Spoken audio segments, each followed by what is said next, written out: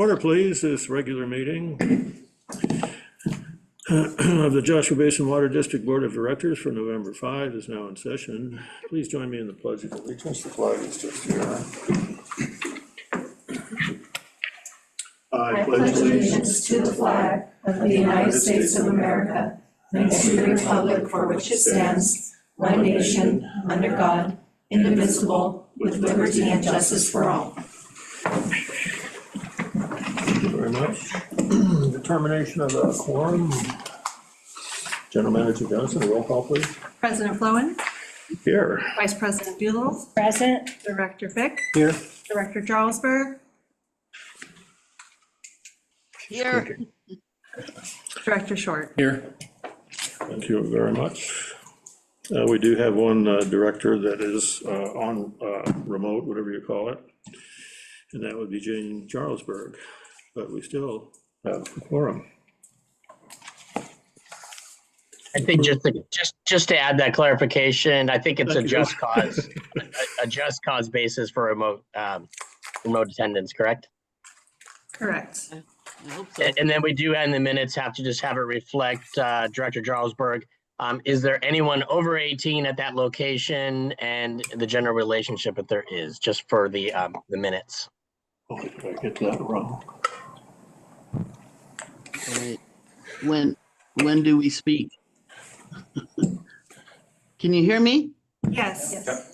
You can go ahead, Okay, well, Jane. I'm at home and the oldest being besides me is my 11-year-old dog. Which is cute. Thank you. Is that good, Jeff?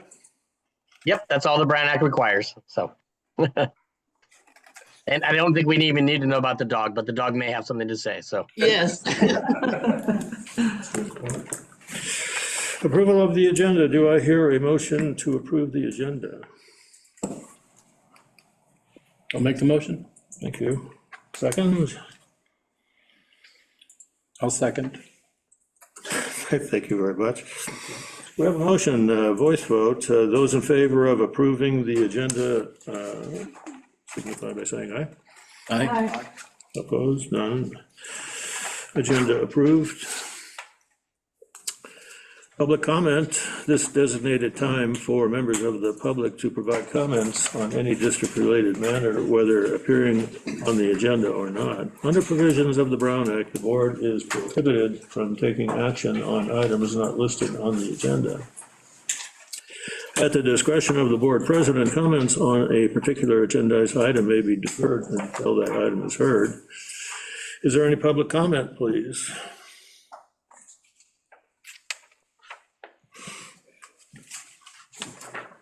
Hearing none. General Manager Johnson, is there written, electronic, or voicemail public comment? None to my knowledge. Thank you very much. Public comment time is now closed. Consent calendar. Consent calendar items are expected to be routine and non-controversial, to be acted upon by the board at one time without discussion. If a board member would like an item handled separately, it will be removed from the consent calendar for separate action.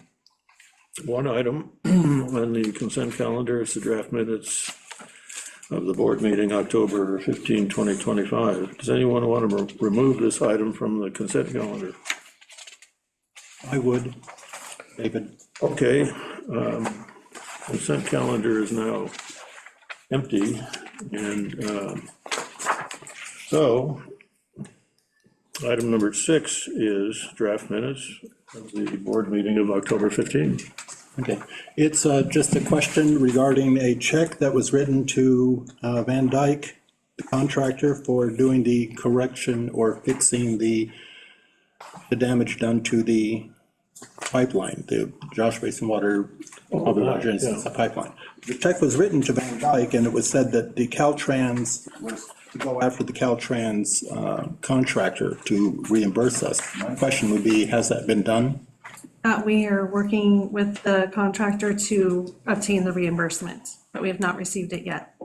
Okay, but they've been invoiced. Yes, they've been invoiced, and we're having a lot of back and forth with them. Okay, well, that was my question on that. Okay. Fine with it.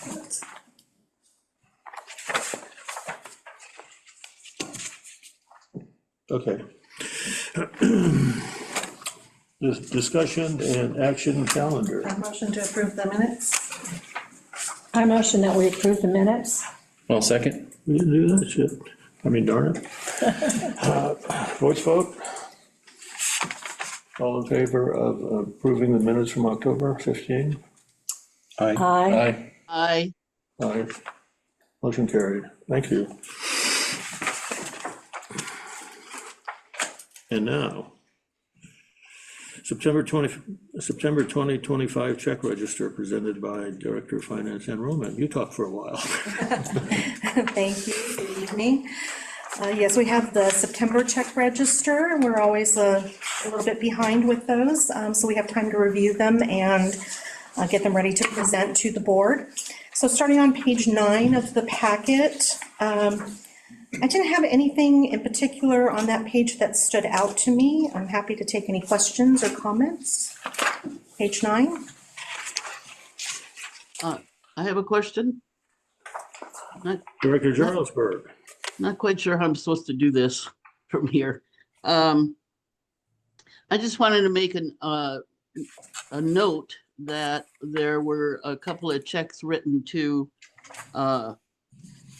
ASBDCD for $40, and it's kind of an unusual thing, but I just wanted to point out that it is a change in paying for the dinner for those dinner meetings once a month when we attend them, that they require that the dinner be paid in advance by the district. I was in the habit of writing a check and getting it reimbursed, but we're not doing that anymore. I just wanted to make a note of that on page 9. Thank you. And for our visitors and guests, that would be the Association of San Bernardino County Special Districts. Then moving on to page 10. Just a quick comment. Well, we do have a meter install refund. It may not be the only one. I didn't really count to see how many there were. Of course, we are quoting the meter connection costs up front and refunding any overage once we reconcile those projects. The other item that I wanted to just mention, you might think it was a little odd, is the CJ Brown and Company. That's our auditors, right about a third of the way down. Just a small amount there, $188. And in their contract, they are entitled to reimbursement of out-of-pocket costs. And I believe this one was for deposit verification. So as part of the audit, they have to verify that our banking deposits are accurately reflected. Sorry. Okay. Let me get back to my list now because I am off track. Okay, so on page 10, we have Desert Hose and Supply also with a PVC suction hose and cam lock fittings. Home Depot on this page, near the bottom, a hose reel, push broom, gloves, garden stakes, and rebar. Anything else that really stood out? Any questions on page 10? Jarlsberg. I'm sorry. I had a question or a comment, I guess, or yeah, no, really a question. In the middle of the page, Garda CL West Incorporated, it says Armored Courier. I was just curious what they were carrying for $7,500. So those are our deposits, our cash deposits that we send to the bank. That is the most secure way to do that. Is It's an that a armored- regular? Is that it's an- regular? It's I an haven't armored noticed. car company Yeah. that Right. transport this stuff for us. Correct. Right. It's, yes, so we do that every month. I We mean, do, they okay. actually come out every week to pick up the deposit, but we do pay them every month. Okay, I'm sorry. I didn't remember ever seeing that before, so I didn't know it was a regular event. Thank you. Yes. All right, no other questions on 10, moving on to page 11. We do have McMaster car with some, I'm not familiar with this term, clevis pins used for locking off services. We also have Mojave Water Agency with some recharge water purchase, 58 acre feet at $629 per acre foot. Napa Auto Parts, some supplies there, tractor oil and battery, tractor maintenance and vacuum maintenance. And we have Nielsen Fire and Ice with some AC work there. They did replace the evaporative cooler pads and replaced a blower motor and wheel for the shop cooler. No other comments on my part on page 11. Any questions? I have a question. Director Doolittle has a question. Let's do yours first. Oh, okay. So regarding the Mojave Water Agency and this water recharge purchase, I signed a check related to a different payment. But the question, this is nice that it's here because now I can ask. So I saw that there was a charge for the water, there was a charge for reliability standby, and there was a charge for power. I never knew that. So explain to me what we're paying as far as reliability goes. What does that mean in this instance? They take care of the pipeline that goes from Okay. the aqueduct to here. So if there's any repairs on the pipeline or a booster station to get the water here, then they handle that. Okay, well, so that gives us a good estimate of what that might cost in the future if we have to take it over, right? Well, we don't own it, so we wouldn't necessarily take it over, but it's not something we want to, I don't think. No, I don't think so either. Okay, and so then and then the power is the cost of pumping it to where? From the aqueduct, there's a pump station, I don't know the exact location, it's in Johnson Valley, I believe, that where they have to pump the water up to get it back into our basins. Yeah, I haven't seen that. Yeah, I went on that tour. Okay, thank you.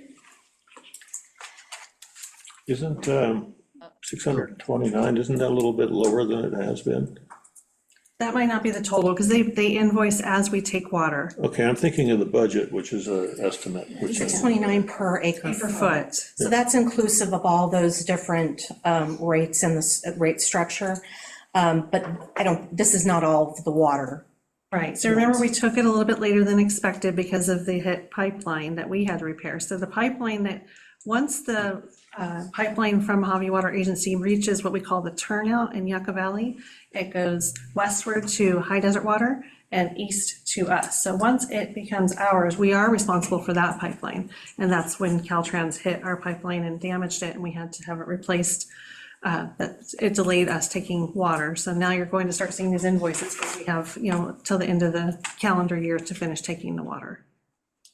when we were paying, excuse me, when we were paying on the bond, was that money 100% to pay off the bond, or did that include any overheads and stuff? Well, that's a good question. I'd say would have hypothetically then switched over to the 629, or does the 629 exclusively, not exclusively, but include all this overhead stuff and insurance stuff? And Well, they also have a component on the tax bill still. So there was a component, they had that split into, I want to say, 3 components, if I remember correctly. The first 2, which I believe are still on the tax bill today, were related to maintenance and other costs. And then the third was for the bond, which is gone now. That's paid off. And these are the remaining costs just for the water itself and all of those other charges that we just discussed, the maintenance of the pipeline. So and when we were paying the bond, we were paying our portion of the bond. There was not a maintenance component in that, to my understanding. That's strictly in this charge. so there would also be insurance, say if the pipeline popped and when the water went across the road and there was a boo-boo based on a wet road. I would imagine so, yeah. It's worth considering all this time that we're spending now with it, since we're spending $817,000 a year for water. Something like that, 815, somewhere in there. Thank you. Other questions on page 11? All right, moving on to 12. Oh, so Jane, did you have something? No, actually, it was answered in general manager's explanation and your question. Thank you. Right, continue. So on page 12, the thing here that probably is of the most interest is that Van Dyke payment, the Van Dyke Corporation payment.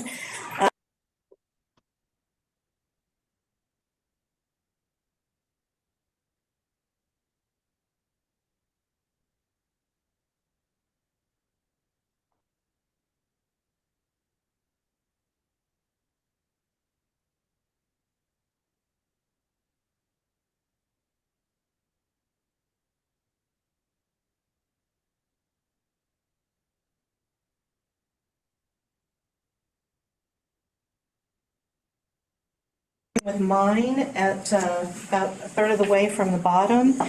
That included a Trello subscription for 2.5 users, 3 users.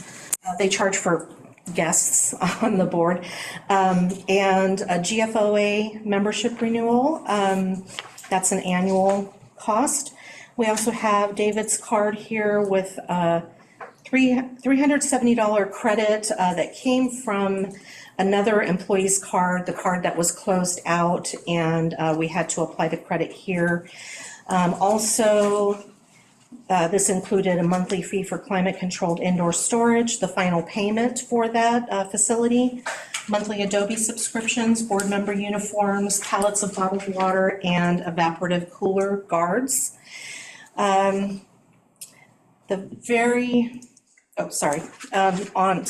page 12. There's another credit card on page 13, but I'll ask for questions on page 12 first. Anything else there? No other questions? Okay. Top of page 13, we have Sarah's credit card. That included the CSDA conference for Director Jarlsberg, hotel lodging for Director Jarlsberg and General Manager Johnson for the CSDA conference. Business cards, certified mail, and oil changes for 2 trucks. Let's see. Yeah, that's what stood out on that page. Oh, we do have the USDA Rural Development, which is our CMM, Copper Mountain Mesa, annual principal and loan payment. We will have another interest payment in the spring, but this is the annual principal portion. Questions on page 13? I have a question. Vice President Doolittle.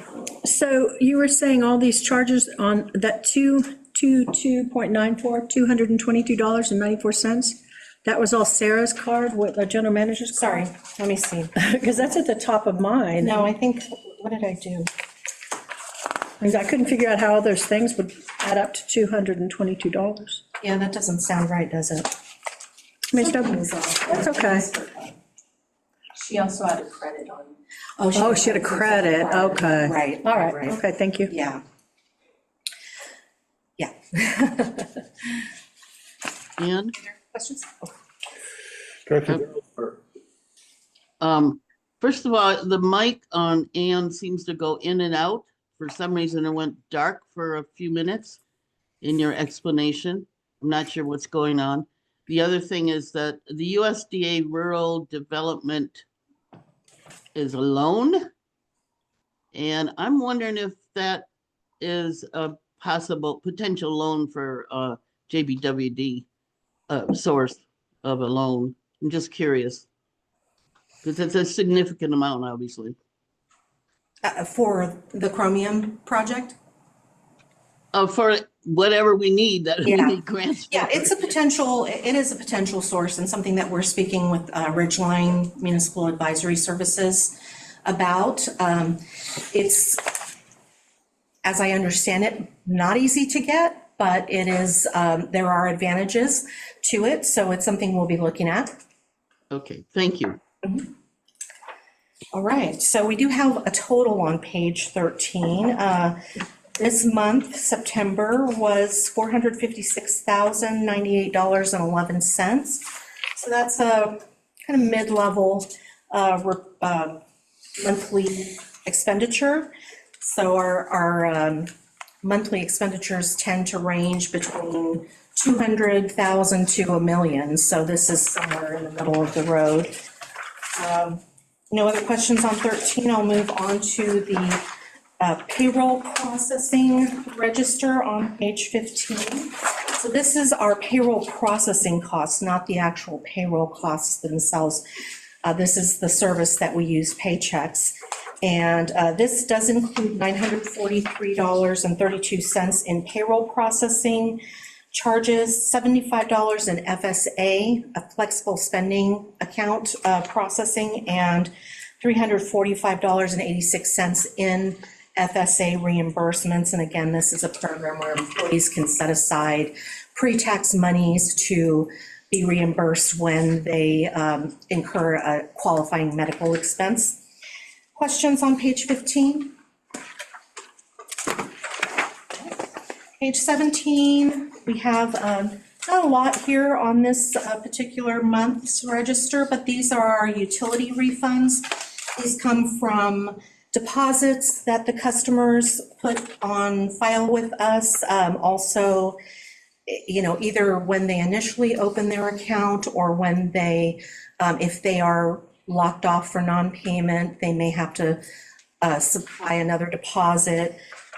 These could also include overpayments that they make on their account. So this is when the account is closed, the deposit is applied, and any overpayment is refunded to the customer at that point.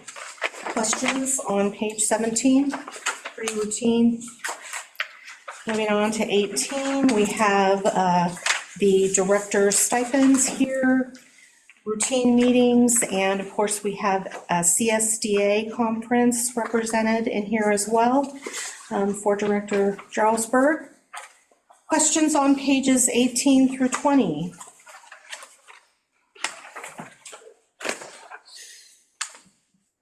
Gina's question. With me. Director Jarlsberg. I just wanted to kind of explain, I had the bulk of the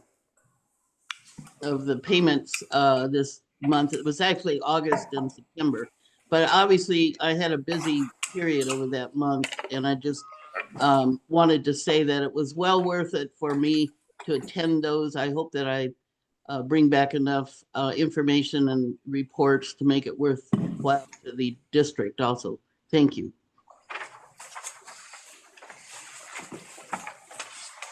If nothing further. Actually, I do have a question. On page 18, it's just a wording question at the very bottom where it says, I know that President Flowen declined the stipend, but denied sounds like JBWD denied it. So it seems like it should be either he refused or declined it. Yeah. It is a decline. It was an error in the software, but it's something that we're going to change. Thank you. Appreciate that. You're the only one. Yeah. Yep, noted. Thank you. Is there a motion from the board to approve the September 2025 check register? I'll make So the motion. moved. Jane can have it, I'll second. Okay, did you copy it? Thomas is going to second? Yes. Okay. General Manager Johnson, a roll call, please. President Flowen, Aye. Vice President Doolittle, Yes. Director Fick, Yes. Director Jarlsberg, Yes, Director Short. Yes. Motion carried. Got to stay in our regular order. Yeah, it's kind of hopeless. We'll try again. We were going to, just as an explanation, we were going to start randomly picking people to go first and at the suggestion of the vice president. So I forgot, even though she sent me a text reminding me. I'm culpable.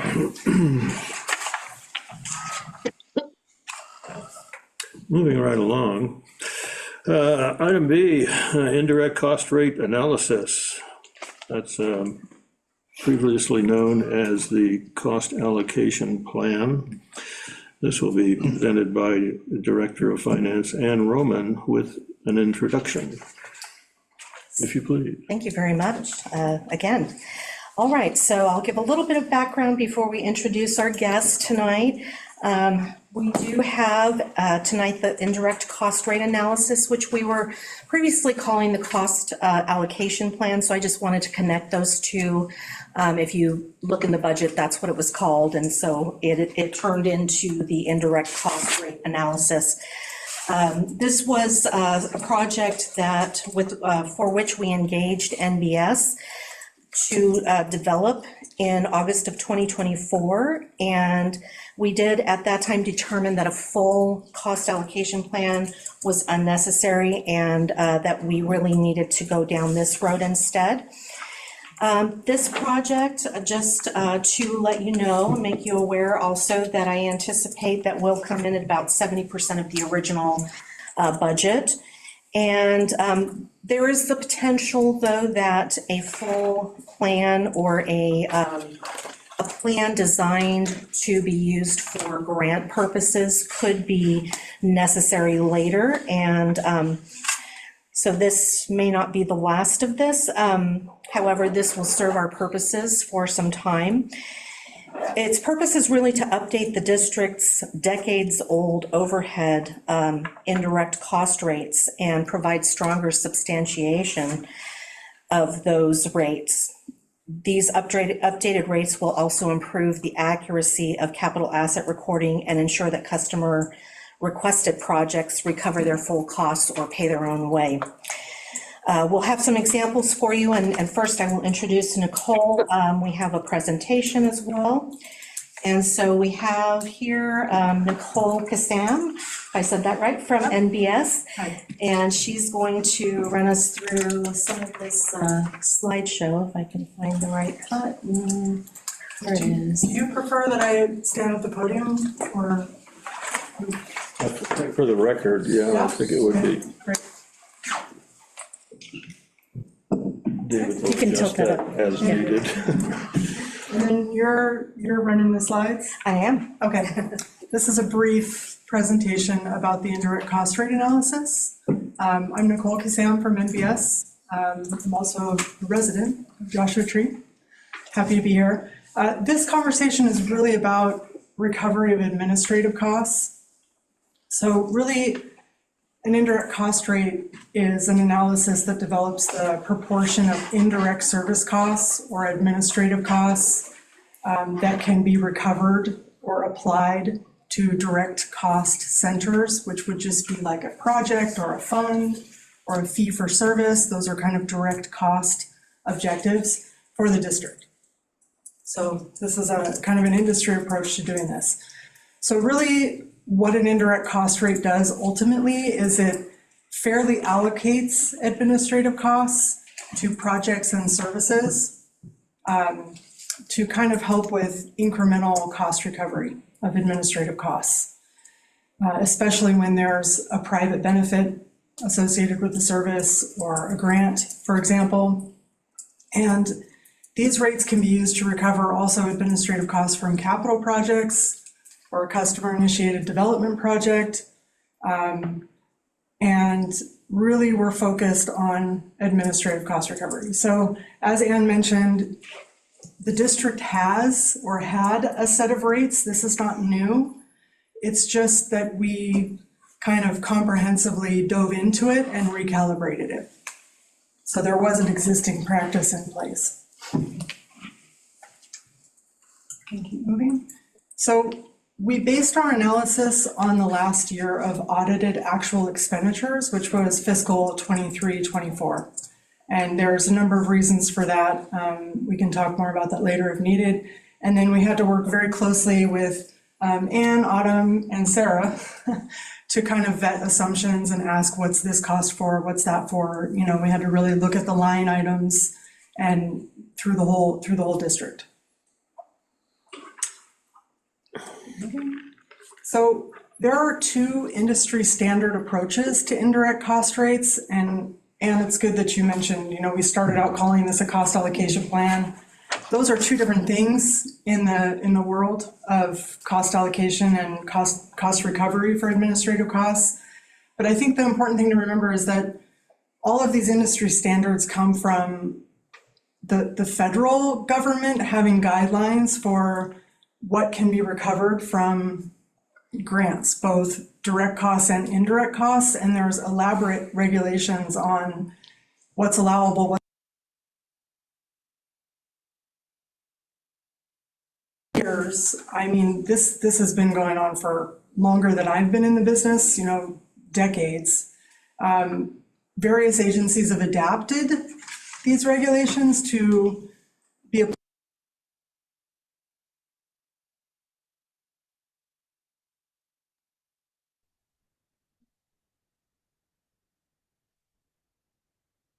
I don't know if you can hear us in the boardroom, but the microphone was lost. So since Director Jarlsberg is teleconferencing, we should probably hold. He usually comes back in about 20 seconds or so.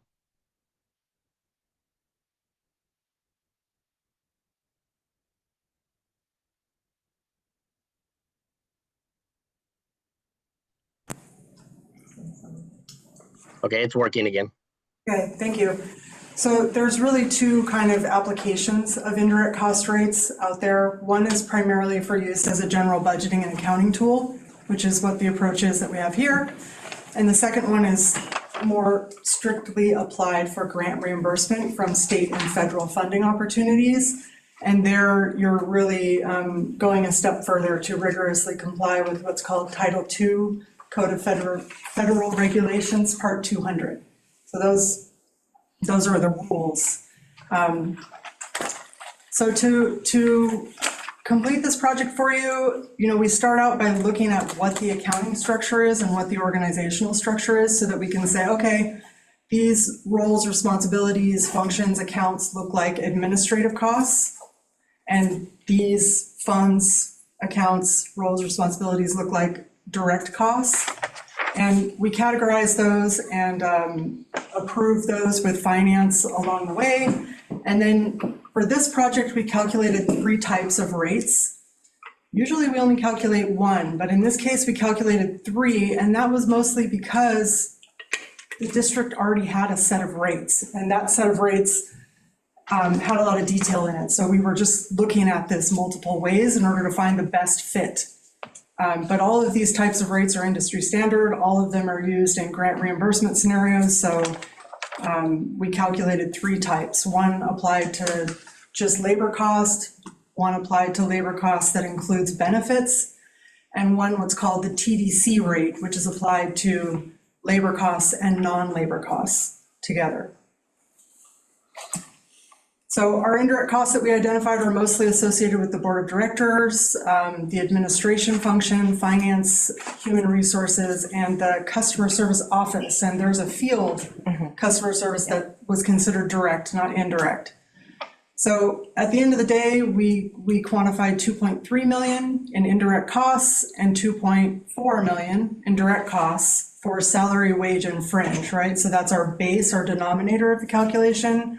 And that resulted in a 98.68 rate, which the salary, wage, and fringe was the rate that ultimately the district decided to implement. Yeah. So that's why we kind of highlighted that here. Yes. I think you're up next. I'm up next. All right. So we have a few examples that I wanted to share. So I want to make it clear that these are 3 separate examples. The first one is just a example of how using this new indirect rate will impact our lowest meter connection scenario. So we have 4 meter connection deposit scenarios, and the lowest connection scenario would increase by $51 of additional overhead from $2,592 to $2,643. In our highest meter connection scenario, the $4,500 cost would increase by $503 additional overhead to $5,003. And then over on the right under number 3, we have a comparison for you. So on the left, the new method, in the rightmost column, the old method, and how that calculates out. So it's a slightly different methodology. Instead of applying the 12%, our old overhead rate, to all or total direct costs, the new 98.68% applies to only salaries, wages, and fringes. And so in that change, you can see that the total indirect cost then ends up being, that would also be known as the overhead, ends up being $2,960 with the new method versus $1,440 with the old method. And that changes the total project cost. And this is just a $12,000, just a random cost that I selected to show an example of.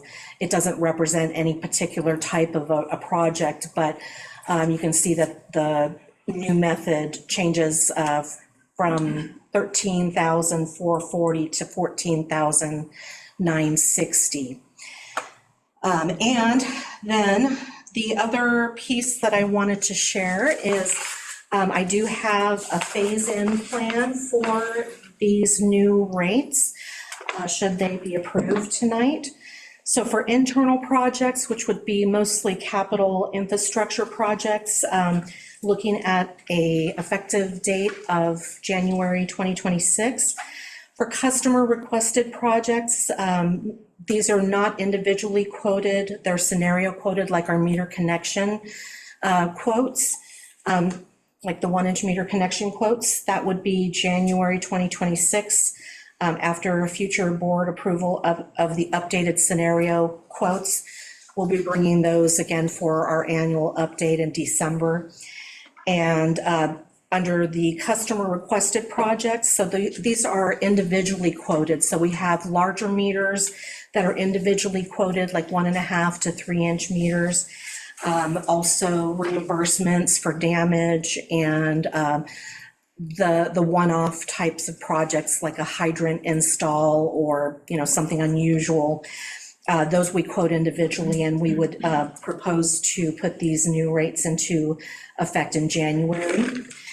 And then finally, for customer requested flat fee services, such as the new account charge. So we have fees on our fee schedule for those types of tasks, and that would be in effect as of the approval of the forthcoming rate study. So we do have a rate study in our budget for this year, and once we're able to do that and complete that, and the board approves that rate, that fee study, I think I said rates, I meant to say fee. Good. Not a rate study, a fee study. I have to excuse me. write that down. So these are just our fees, like the new account setup, like the return payment charge, things like that. Upon approval of that forthcoming fee study, then this overhead would take effect for those particular types of charges. So that wraps it up for me. And then this is just kind of bringing it all together in terms of how often does a rate like this need to be updated? And since this is right now primarily an accounting and budgeting tool and for incremental cost recovery, you can leave this rate as is for 2 to 3 years. We can even inflate the outcomes by like CPI or something like that. If you start to get into federal funding and federal rate approval processes, then we're going down a path of, once you have a rate approval, depending on the length of your funding or various types of funding that would come in, you're looking at an annual approval process, usually at the federal level, but then at the state level, the grants are a long and windy road, long conversation, but that's, if you start to go for federal grant funding and you need a rate approval, it's an annual update process, annual approval process. That's it. So you and Ann are of like mind on this 2 or 3 year thing, because you mentioned it in the staff report and it's also in NBS's report. Correct. Yes, however, if we do have to, if we go down that road for a grant purpose, it will be a different ballgame. We'll have to do this on an annual basis, most likely.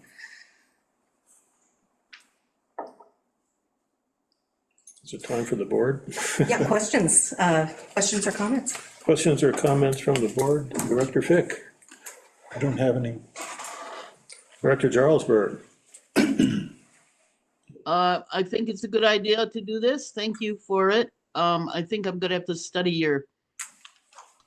your attachments a little more to really get it into my brain, but I think in general, I think it's a good idea. Thank you. Thank you. Director Short. Oh, no questions. Director Doolittle. Well, that worked out well, didn't it? I'm still the one going to be asking the questions. Okay, so, which is sad because I'm confused by this. So I need a 6-week course in this. Yeah, so I was really hoping other people would ask the questions. So just, I struggle with math and I hate to reveal my ignorance when we do things like this, but I'm also just going to be vulnerable and go with it. So the indirect cost rate, I'm used to the phrases in kind or below the line or above the line. Do you guys know those phrases like in kind costs? And do you know what that is? Yes. Okay, so is that similar to what we're talking about here? Not to my Okay. understanding. I Okay. think in-kind is usually a contribution that we would receive, like the district received in-kind contributions from US Water Alliance for our project, our Okay. premium project. I don't know if you have other thoughts on that? Boy, the only thing I can think of about that is sometimes grants have matching requirements, and then your rate application becomes really important because you can use your quantification of indirect costs to meet that matching requirement. I think that's what I was thinking of, is You're from thinking of? grants, yeah, just Yeah. from my past experience. So you mentioned, so right now, if we were going to apply for a grant, would this rate be enough for us to apply for the grant and even start reporting on it? Or are we going to have to do more work? Is the district going to have to do more work? It's enough for the district to evaluate whether the grant is a good idea, because you have a sense and an estimate of what your administrative costs associated with the grant-related project are. So that's good financial planning, is to be like, to look at, is this going to cover our costs? Is this grant a good idea? It's not enough for an official rate approval. You would need to make some adjustments to the cost bases. There are certain types of costs that are not allowable. I think they would be relatively quick adjustments, but depending on the fiscal year or the grant year that you're in, you will need to bring it current to the last year of actual expense. And also different grants have very different requirements. So some don't allow indirect cost recovery, some cap it. There's a de minimis rate out there. It's a pretty deep subject. Yeah. Okay, so I guess my question was, we're okay to get going with the grant, and then if we, see if I understand it, and then if we get the grant, if there's some adjustments that need to be made in reporting, we have to make some adjustments in the rate, or how we came up with these numbers? And we'll have to dig deeper? It's going to be individual. Okay. So like many federal grants will have what's called a notice of funding award. And at that point, they'll ask for your documentation. But when you submit for the notice of funding opportunity, you're able to estimate your indirect rate in there. So you would apply for the rate when you get the award notice. Yeah. So we're ready to apply for a rate right now with this? You're ready to evaluate That's- grants. That And was- then when you apply for rate approval, you would need to adjust this. Yeah. Okay, so, yeah, so I took a lot of notes. So can I see slide 7 in your presentation? And slide, isn't it? Yeah. I don't know, probably. it was a slide 7, so it's 7. Yep. Okay, yes. Oh, no. This one? No, the one before No, that, oh, yeah. sorry. This one here. Okay, so, yeah, so the bottom right there, the indirect cost rate calculation. Yep. So that was the indirect cost pool number divided by the direct cost base Yes. number, right? Yes.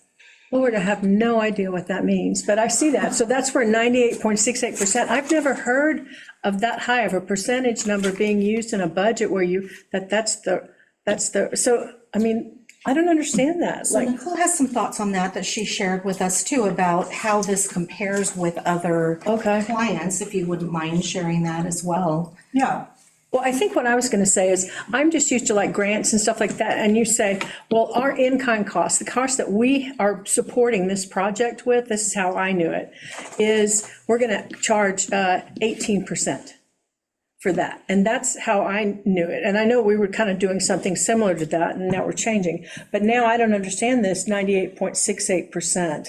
this is a markup on labor to recover administrative costs. Okay. So, and I'm not a grants administrator, Okay. so I might be going too far, but I think when you start talking about in-kind and matching, that can be capital costs, that can be all different kinds of ways of meeting that requirement. And if it's 18%, that could be 18% of the total grant funding. It could, they Yeah. put out all different types of matching requirements and math there in actual grants. Okay, and I could be using the wrong language. Let me ask it another way.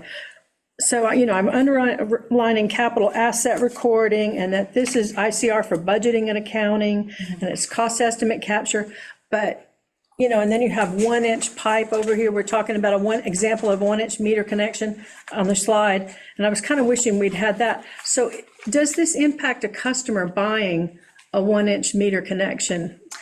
Not yet. Okay. But we're proposing that, so in December, we'll bring the updates to those meter connection costs for the annual update. We'll reevaluate those costs because, labor and materials can change, right, in that year. And once we bring that and those new costs are approved, then at that point, we would imply these new overhead rates as well. So, Okay. starting in January. Yeah, I saw that. So are we going to tell the customers, what are we going to tell them that what the rate is? Are we going to say it's 98.68%? Well, I mean, yes, it could be on the reconciliations that they may see that rate.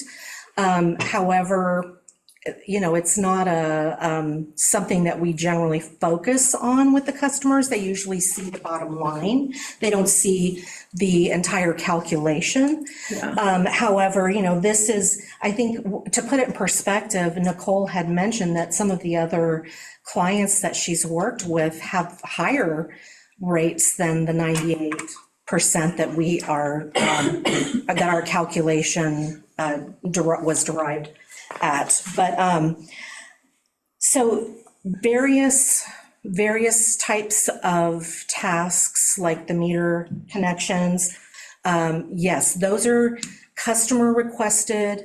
They're tasks and they should, according to my understanding of at least past board's philosophy, pay their own way for development costs.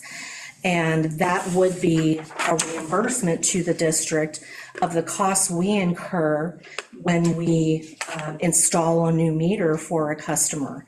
So we're not charging anything beyond what we incur. We're charging for labor, materials, equipment. This overhead reflects not direct costs, but indirect costs that can't be easily attributed to that specific task. Okay, so Oh, no. Oops, that's a type. yeah. Because when you said pay their own way, that's what I thought it was. Okay, so Sorry about that. let me just look at it, let me ask you this. So if I were talking to a ratepayer, if the district were talking to a ratepayer, and they wanted to, We may have another 30-second pause. It looks like we lost the microphone again.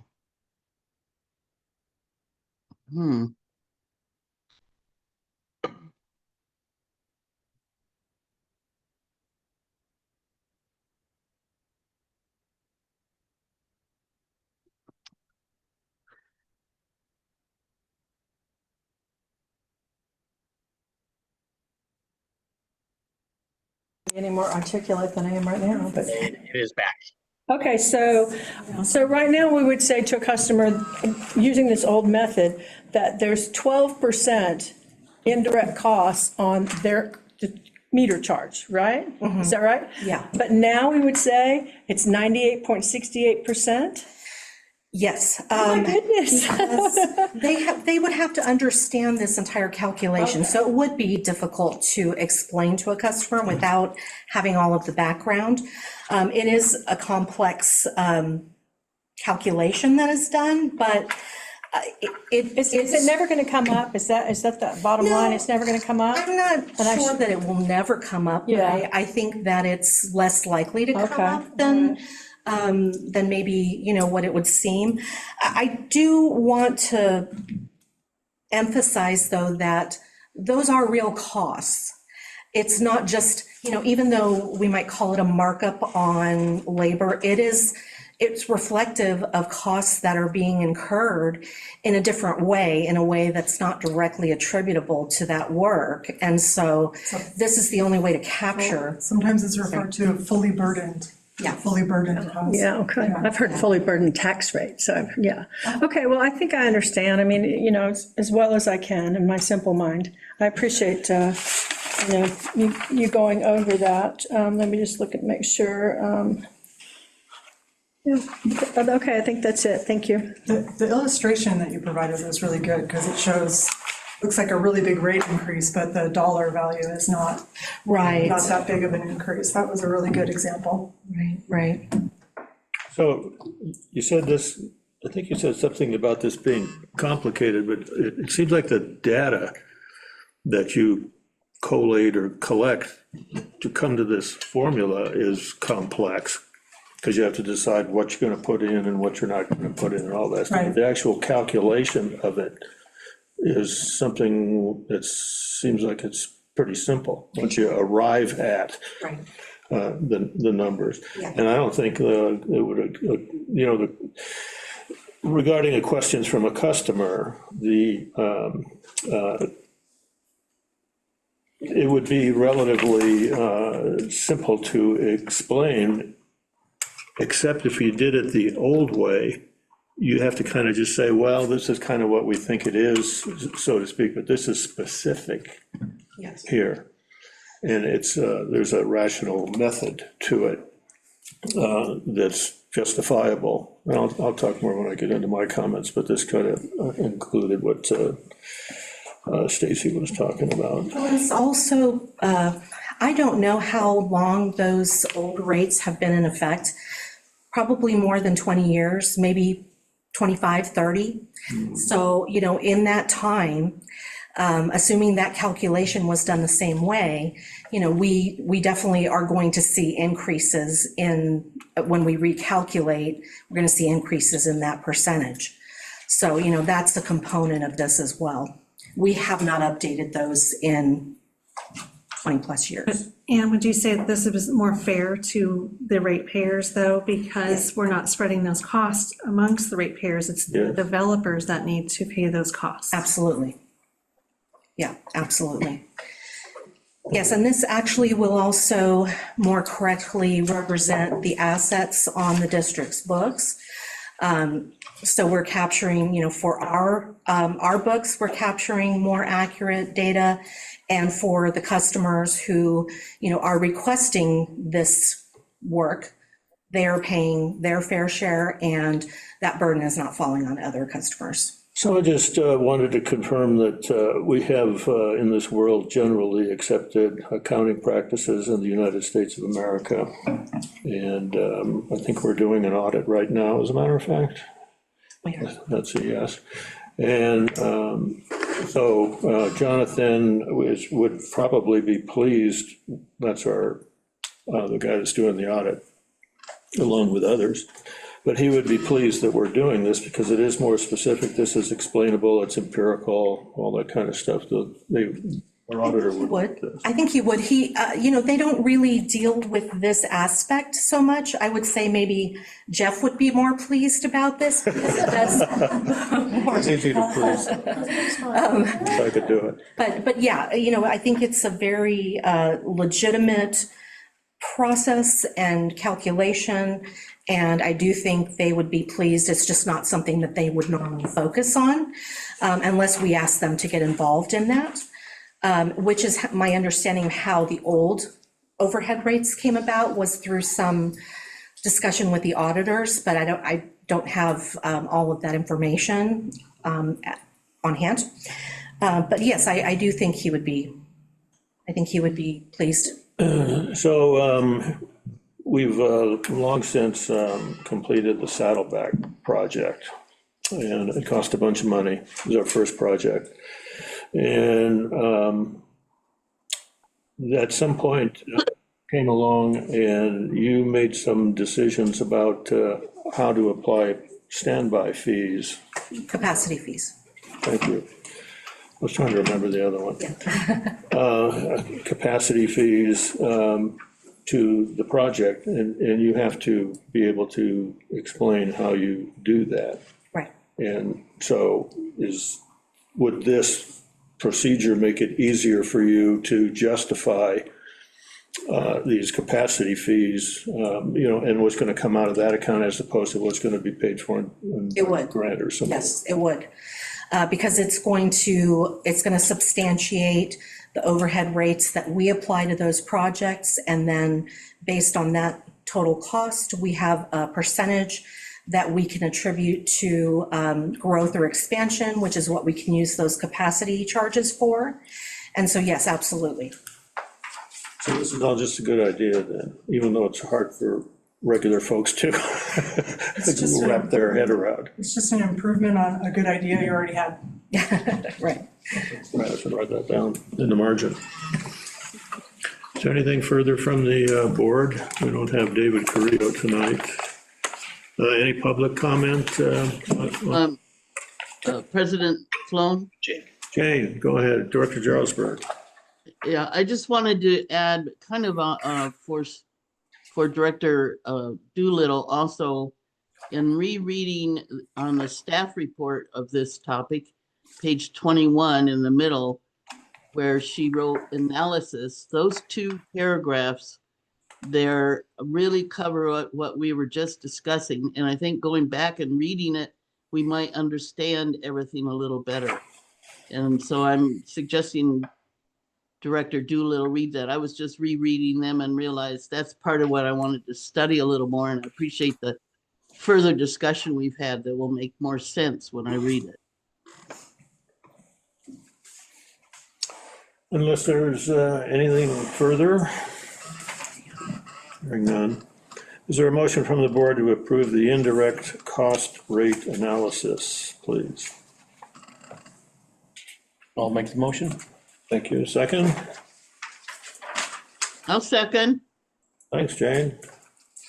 General Manager Johnson, a roll call, please. We're gonna switch it up, right? Director Short. Yes. I'm mixing this up too. Why not? President Blowen. Aye. Director Fick. Yes. Vice President Doolittle. Yes. Director Jarlsberg. Yes. Thank you. Thank you very much. Motion approved. Thank you. Ann, would you close down the? Yes. Hearing aid fell right out of my ear.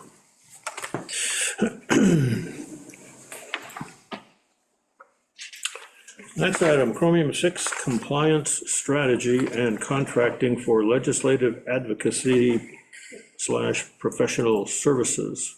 Presented by General Manager Sarah Johnson with introductions. Very good, thank you. You can probably see a theme, the last few board meetings, we've been bringing quite a bit of this work to the board with engineering services and the municipal advisor services. And now tonight, we're bringing you legislative advocacy services. And if you recall, Vice President Doolittle and Director Jarlsberg and I have spent some time in Sacramento over the past couple of years advocating for the district and creating relationships with our legislators, which has been very good. They are starting to get to know us, but we don't have the expertise that we need to manage this in-house. And so it began my search for a firm to help us with this process. So tonight, I've brought in Jaime Rojas, and I'm going to introduce him to speak to you in a moment, talk a little bit about his services. I know he's coming here in a good mood because the Dodgers won. Jaime has a really impressive background, over 25 years of state, local, and federal experience in public affairs. He was a White House intern under President Clinton, and now is the chief communicator of Rojas. So, Jaime, thank you. Thank you so much. I have a small and short presentation as well to go over with you, Mr. President and fellow board members. Again, my name is Jaime Rojas with Rojas Public Affairs. As Sarah mentioned, I have over 25 years of local, state, and federal experience. Our firm started a little over 10 years ago. Focused mostly at the time when we first started originally was local, LA City and LA County, with corporate companies and trade associations. About 5.5 years ago, we grew the third part of our clientele arm to also include municipalities, small cities, special districts. On the special district side, from fire, police, parks and recs, sanitation, and even cemeteries, believe it or not, they need advocacy as well. Next page, please. Thank you. Our headquarters is based out of Rancho Cucamonga, with offices down in San Diego, Sacramento, and Washington, D.C. We represent government agencies, as I mentioned, trade associations, and Fortune 500 companies. Our reputations of that of integrity, creative, and results. We're a small business and work well with our core group of municipalities who, from what we've seen and what in the group that we've created as our clients, also need a voice. Smaller special districts, smaller cities who usually can't afford larger firms with multiple offices and larger groups. What we've noticed and found a niche is developing and growing that smaller group with a focus on their budgets, as well as understanding that we might be small and nimble, but we do, I would say, even better work than the larger firms, and focus on the boutique white glove approach to our clients. Next, please. Our focus and our scope of services include building a profile and relationships with state legislators, Congress, and key agencies. As Sarah mentioned earlier, the relationships is crucial. We're your voice, we're your advocates, and our responsibility is to make sure that the staff, the representatives and electeds, the various members of different agencies, both state and federal, know who you are and what you do. We identify also key allies and committees. Allies, for example, the California Special District Association, Aqua, for example, would be another one, and key organizations that we worked for in the past, depending on what the issues may be. Our responsibility primarily is to also assist with state and federal funding sources. Our team we usually go in October, November to Sacramento, where it's quieted right after the budget session is over, and begin talking to both the Senate and Assembly sides in regards to what's coming up next, what they're hearing for the state budget, how we can improve our services, what can we do further, and kind of also let them know what's coming down the pipeline for capital improvement projects. Our goals when we first started was looking at member requests on the state side and federal earmarks on the federal side. We've expanded that to also look at trying to find and shake every tree possible on the agency sides, water boards, and various different agencies as well on both state and federal. We also secured support letters that are needed in regards to submitting some of these applications to both the state and federal level, connect with local officials in both state and federal. We set up our goal and set up a whole timetable for each of our clients, knowing what's happening quarter by quarter, and also understanding the conversations we have. We usually begin the process at the beginning of the year with what we call a kickoff for the annual budget session, on focusing on key capital improvement projects that are important for that client for that particular year. We focus on probably somewhere between 1 to 3 projects. We develop one-pagers to make it as simple as possible for the staff and elected officials to understand and know what the asks are. We're looking usually for gap funding, phase projects, and what they call shovel-ready projects. And those are, a shovel-ready project can be anywhere between 1 to 3 years.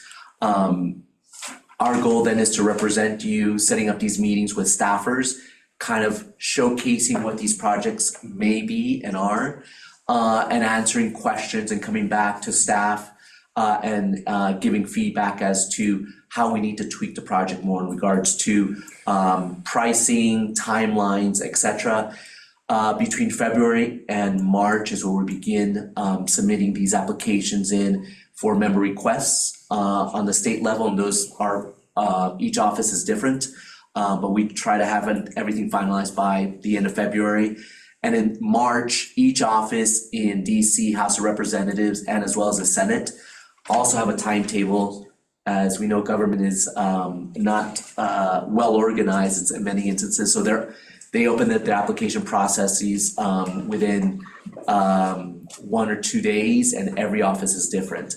Timetables are different more often than not, and I don't know why they haven't done this. They're always asking for extensions, and but we're pretty much on the heartbeats with the staff and try to get you prepared, ready with the staff, working hand in hand to be able to answer any questions in the application process, as well as helping in fulfilling and making sure that the application is filled correctly, submitted correctly, and post that begins further lobbying, making sure that the staff understands, answer any questions, and anything further from either the staff or the elected official. In California, as we know, the budget finalizes in June, and that's, I say that in quotes, air quotes, because the fund begins after June, where a lot of the work behind the scenes is being done.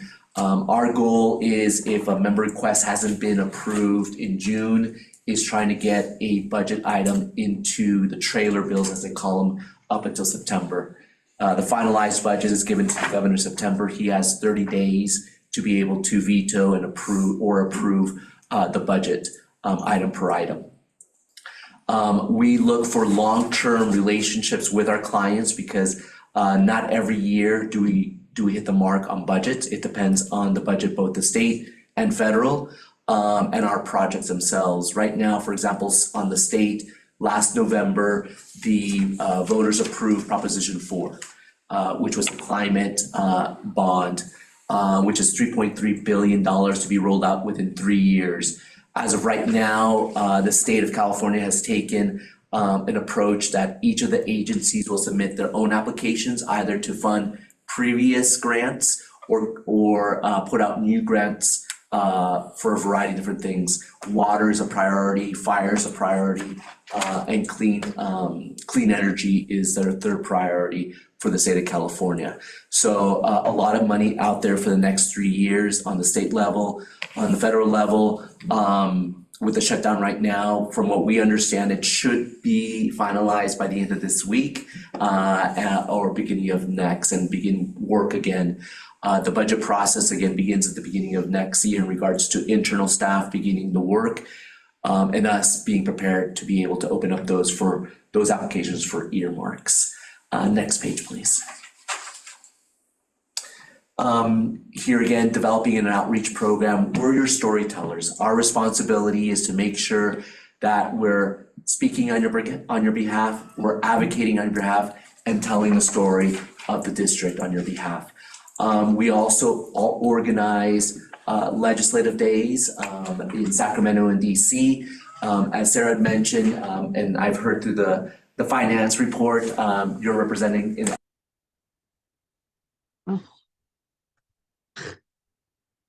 we always tell our clients in situations like that, as often as you meet your legislators and their staff, it is crucial and is bottom line. In addition to that, for you to meet separately with them on a one-on-one. Sorry to make you do it again, but we did have the microphone go out, so probably be about 20, 30 seconds.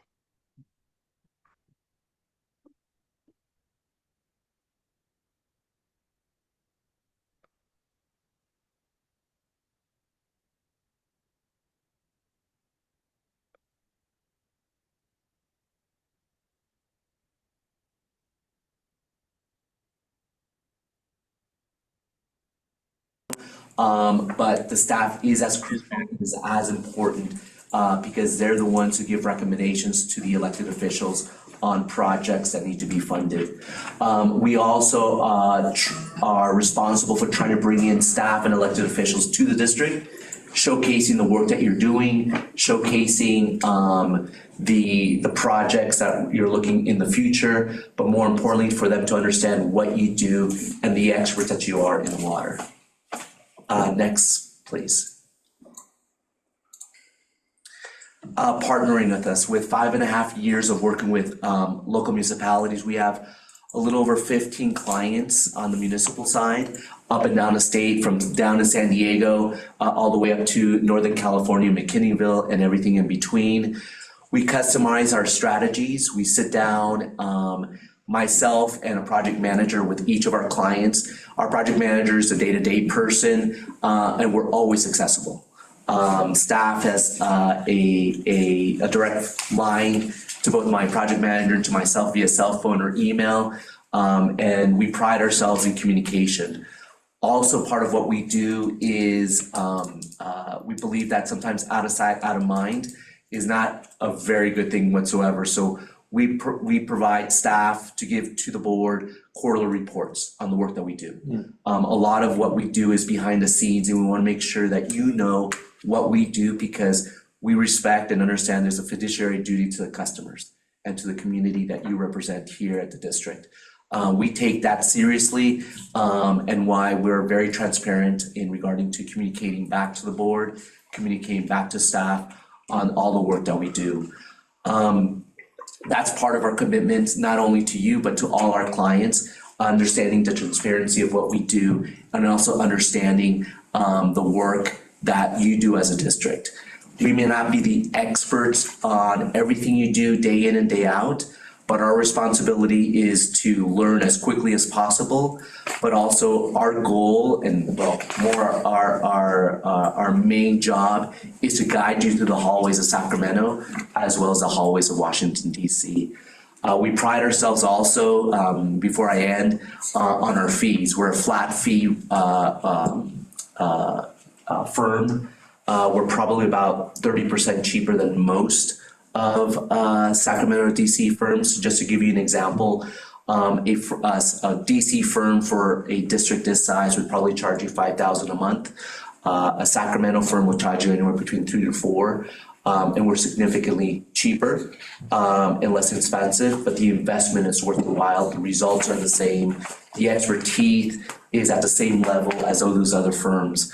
My philosophy of a business owner is to work with the budgets of our niche, which are smaller special districts and smaller cities. So I'll open up to any questions from the board. We have direct. Close that down and bring back up the, thank you. Before any questions, I just thought I might throw in there, I did some investigation on Rojas before, we decided to bring this to the board, and had the pleasure to speak with a couple of general managers across the state who have worked with Jaime and found that everybody had really, really good things to say. Montecito Sanitary District, you were able to obtain 1.8 million in a community project for them, develop press releases, comprehensive outreach programs, and you're currently working on a upgrade project for their sewer, and that's my understanding.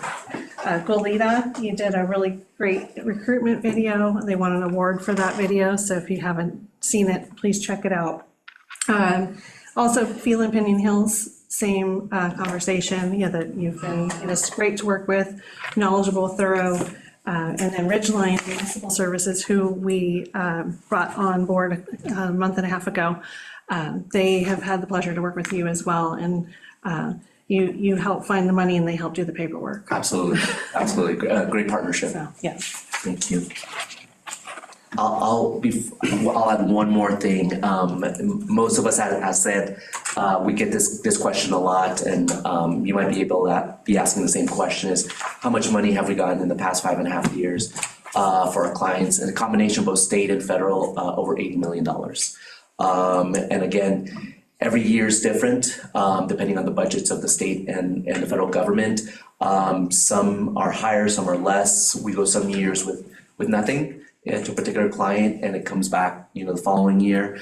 The investment in us is an investment as well as in the community, and the rate of return on 2 to 3 years is we looked at as comparables is pretty outstanding. Director comments. Director Jarlsberg? Oh, yes. I would love to see Mr. Rojas's face if he would turn around. And Director, hello. how are you? Hello. Okay, first, you don't have to stay that way while I'm talking. But first of all, you mentioned a number of success money that you brought in, and I didn't understand if it was 8 million or 18 million. Which was it? 85 million. 85, 85? 85, yes, ma'am. Okay, okay. Thank you. That makes more sense than what I heard. You're very welcome. Let's see. I have several questions. Not really in chronological order, unfortunately. I think my first question as you were speaking was, how would you tell the JBWD story? You said that you would, you know, we're unique, and I didn't really get a clue of how you present your clients to the legislature that you're speaking to, or the legislative representative that you're speaking to. How do you do that? I guess you did a video for somebody. Director, that's a very great question. When we start with a client, we know surfacely as we're doing the homework and we're going through the process of contracting, the first thing we do is a kickoff meeting. We work with staff on that kickoff meeting to kind of guide us to the priorities of the district and also kind of tell us a little story about who you are, what you've done, more of a holistic approach to it. Myself and my team then begins kind of painting that. We're also PR specialists. And so what we take that and how we tell that story and how we paint that story is different and customized for each client. So we take a little bit of what the staff tells us, a little bit of the research that we do, and then also do a bunch of research online and ask a lot of questions. And then we try to concise that within a 15 to 20 minute presentation is usually what we get with the elected officials and their staff to be able to paint that to them in a short period of time. We try to look at it as painting a story on a 6th grade level that is simple, easy, and concise. Our goal in telling that story is also around the projects that are crucial for you for that year and kind of point the history of the organization to the needs of the future of the organization. I wanted to give you a little background about myself. I have a fair amount of experience of going to Sacramento and DC actually years ago, but not so much recently. But more recently, I've been a California senior legislator for a few years and went on a regular basis to Sacramento to advocate on behalf of senior programs. And now I've done a bit traveling on behalf of the water district, also in Sacramento. And I've learned a bit of how to tell the story. One thing I would, what I'm sure we'll talk about in your kickoff meeting, the board is actually representing residents. The staff may be a resident in Joshua Tree, but not necessarily. But the board has to be a resident, and so I think we will be. We're really talking about how the water district has an impact on our local living standards and needs. And I want to be sure that we get that kind of content into it, because the desert is so different than what most people experience in California, and to understand really what our unique needs are. So anyway, I'm sure we will talk more about that when we have our initial strategy session too, which I'm looking forward to. Definitely.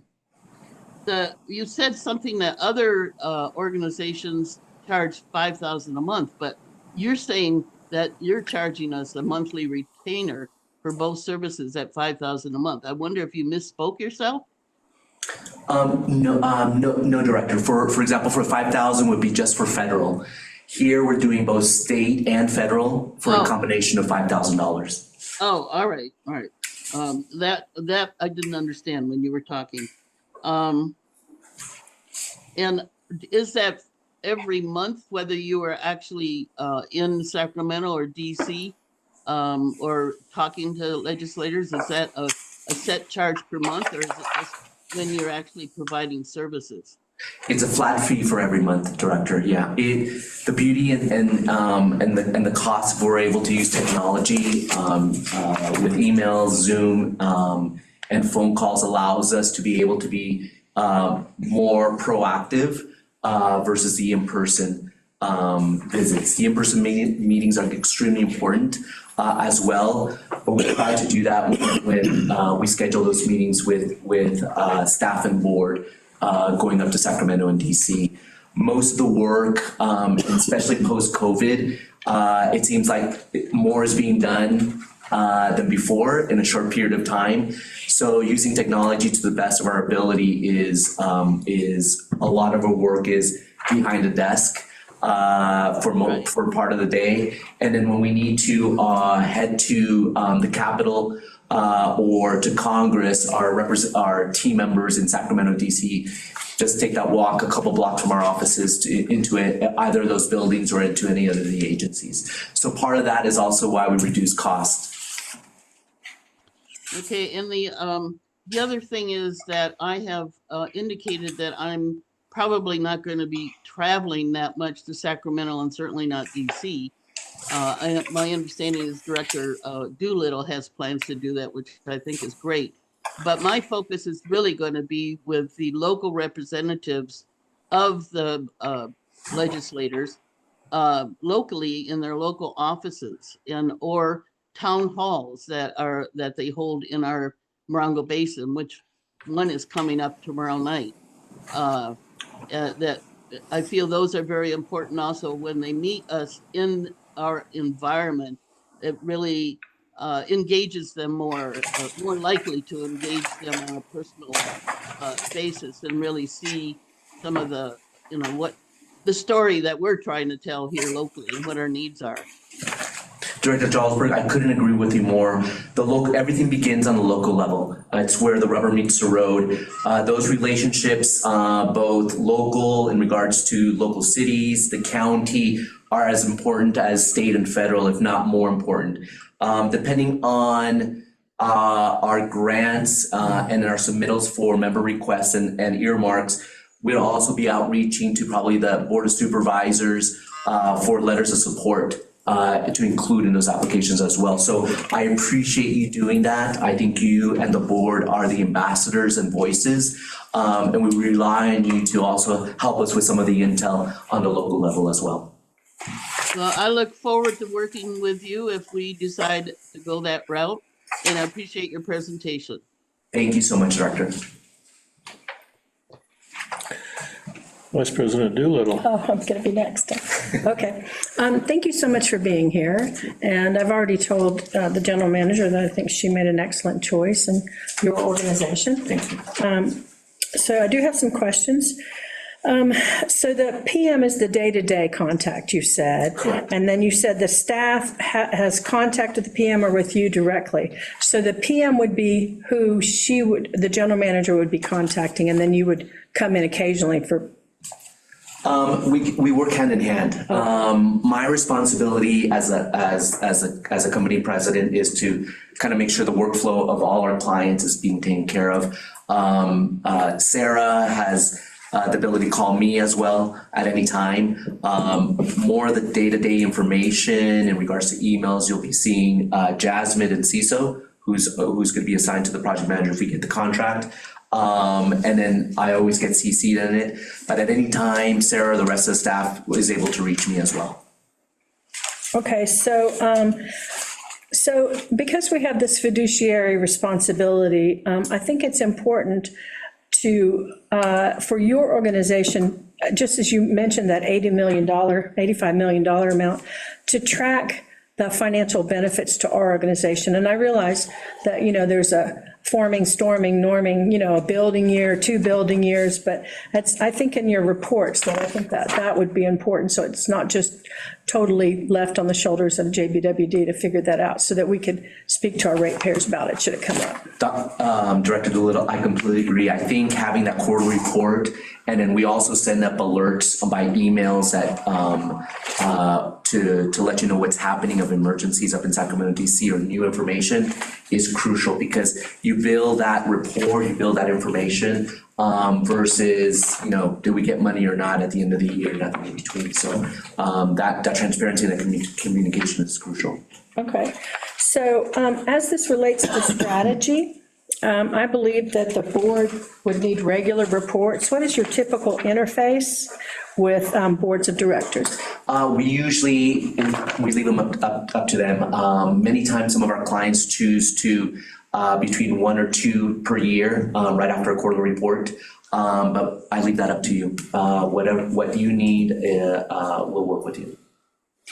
And lastly, I saw that you said that there was something that would cost extra in your presentation. I don't know if that was arranging the congressional visits. Is that what it was? Or? Yes, for the legislative days for Sacramento and DC. And how's that priced out? Just a 1 flat fee for each, $1,000. Oh, okay. All right. That's all for me. Thank you. You're very welcome. If I could just add something to that. Vice President Doolittle and I and Director Jarlsberg have been on legislative days through CSDA, which has been a great experience. But what will be really exciting this time around is it will be just for us. And we're not going there on initiatives that don't necessarily belong to us. I'll add one more thing, is CSDA, we have a great relationship with a lot of trade associations there. We usually attend those, and so the staff of CSDA knows us very well, so they may spread our team to be with you. We'll probably have some talking points just in case there's a need for them. So you'll probably see us there as well. And then it's important, as I talked about, to continue those. It's not just this or just that, but both. All of the noise we can make, the better. The squeaky wheel gets the oil. Yeah.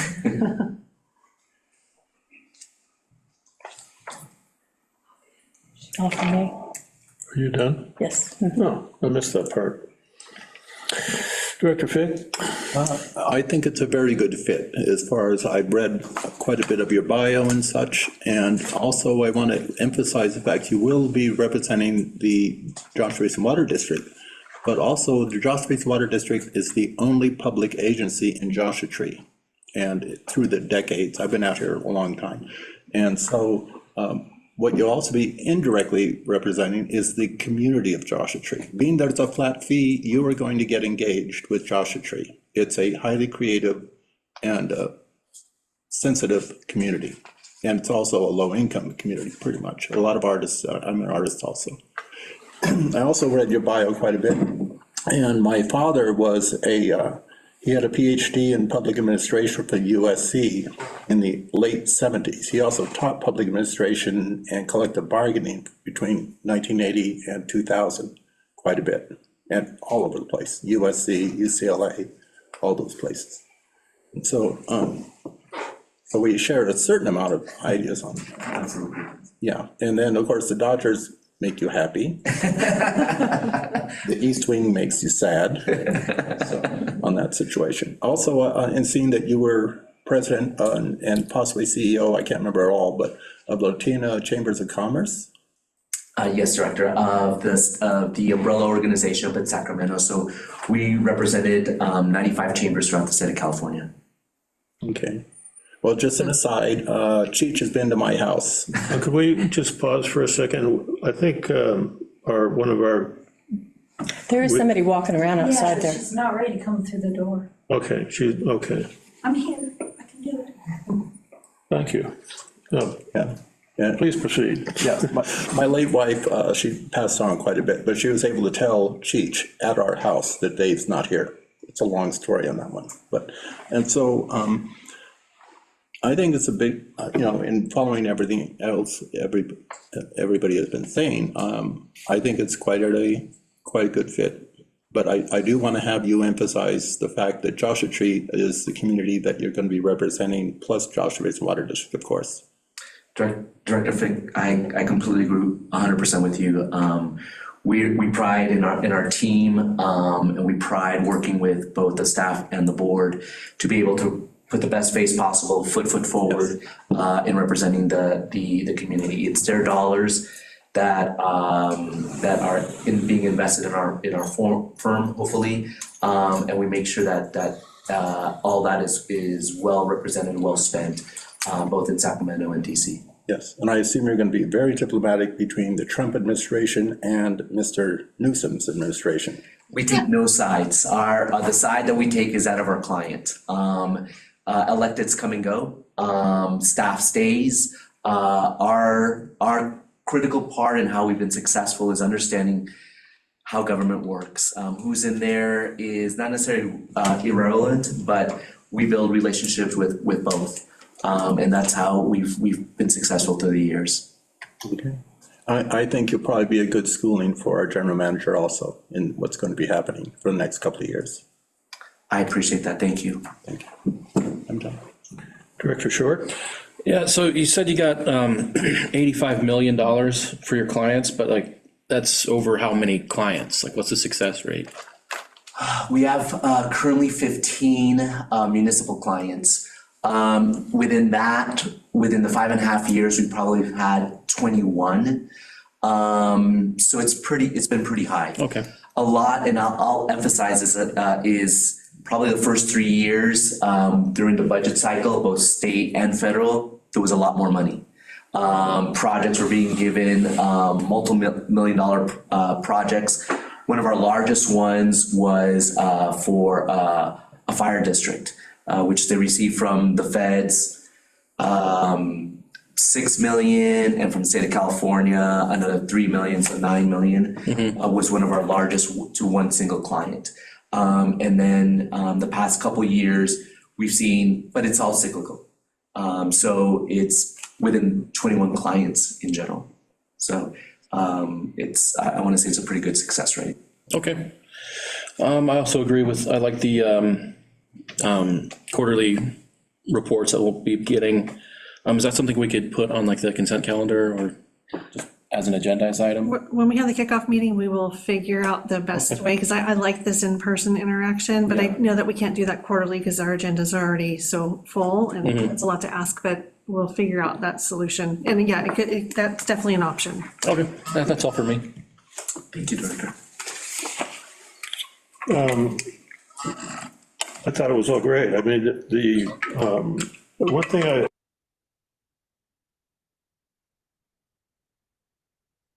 President Doolittle touched upon at this 2.3, where it's about the contact people between you folks and us.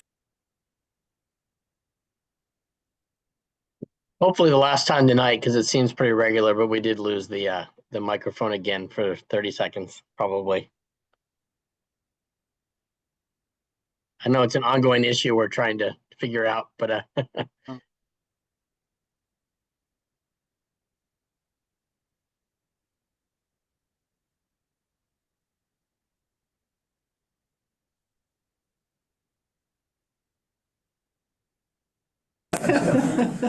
okay, it is back. Thank you, Jeff. So one time the general manager made a point about how at any given time during the day, which I think you're receiving calls from 8 to 5, which is I believe what her hours are. They're all the time. Yeah. Okay. I feel the same.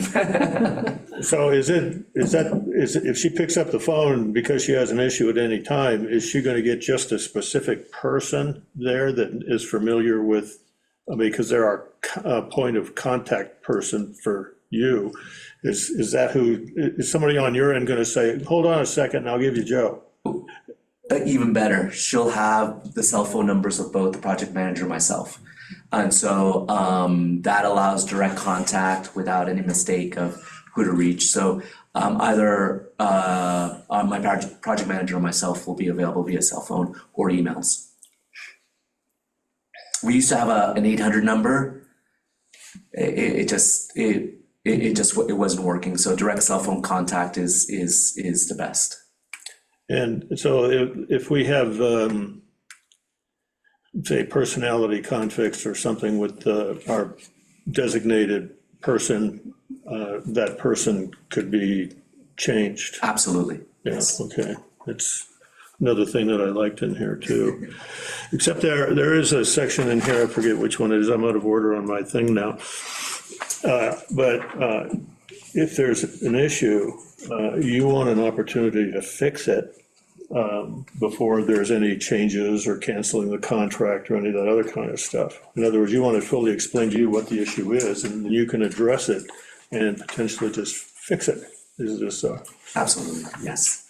yeah, that's 5.4 type of thing, which I think is good, because I've got this idea running through my head that everybody makes mistakes and they need to be talked about, and so that everybody learns from the mistake and they're not repeated by an organization, you know, one person after another because somebody made a boo-boo and they want to keep it a secret or something like that. So I think this is kind of a constructive line or two that's in section 5.4. So you used in here, or somebody did, the whoever wrote this, the generally accepted accounting principles, is that GAP? So that we're all speaking the same language. If we get a quarterly report from you, it's going to be in a language that our director of finance and her staff can understand. Well, the beauty about the quarterly report, there's no money involved. So not that we wouldn't, it would just be straight on the work that we're doing. Our contract, we try to keep it as simple as possible, and Sarah and the rest of the team have been great in putting that together, and you know, simplicity is my philosophy as a business owner as well. Surprise question for the general manager. This subject was brought up at the last CAC meeting. Yeah, we did brief it, yes. And I got a note from the chair of that committee, and it says that this characterizes the committee as being favorable. Could you kind of, since you're a human being that's here, could you speak to that a little bit? Sure. We'd like the CAC to see what's coming down the pike and get their take on it. And my discussions with a couple of folks there is that there is consensus in that we're moving in the right direction with all of the steps that we've taken so far, especially regarding Chromium 6. That's why this is, you know, here, but this could also go into other projects, is what I explained as well. If NCL got invalidated for whatever reason, you know, it doesn't mean that Jaime's group can't do more for us in regard to capital projects or pipeline projects. And so that seemed to be favorable to the CAC. Okay, thank you for that. Any public comment out there in TV land? Jane, you have to add something? President Floan? I just had a couple, is this contract 1 year? I was trying to find it. What? Three? Okay, I want to make that clear. And I also just wanted to let you know, I also have a graduate degree from USC. From a long time ago, but. It still counts, you're still fellow children. Yes, exactly. I'm part of the alumni group, so I appreciated seeing you having that experience also. Thank you. It's a 3-year contract, but it could be terminated by either party at any time. Yes, sir. Okay, but you don't have any judgment. The only thing I can think of that might change, we didn't discuss an hourly rate if there were specific services outside the scope. So that might be something, if needed in the future for a campaign or something that's outside the scope, we may need to discuss and bring back. And we can put something together depending on the project. That's great. So, is there a motion from the board to authorize the general manager to enter into an agreement with Rojas Public Affairs, RPA, for state and federal legislative advocacy services at a monthly retainer of $5,000, please? Motion. Thanks, David. I'll Second, second. Jane. Jane did. General Manager Johnson, a roll call, please. Director Jarlsberg, Yes, Director Short, Yes. Director Fick, Yes. Vice President Doolittle, Yes. President Flowen. Yes. Motion carried. Thank you for your trust, appreciate it. Thanks for coming over. Yeah, thanks for Appreciate being it. here. It's a big deal.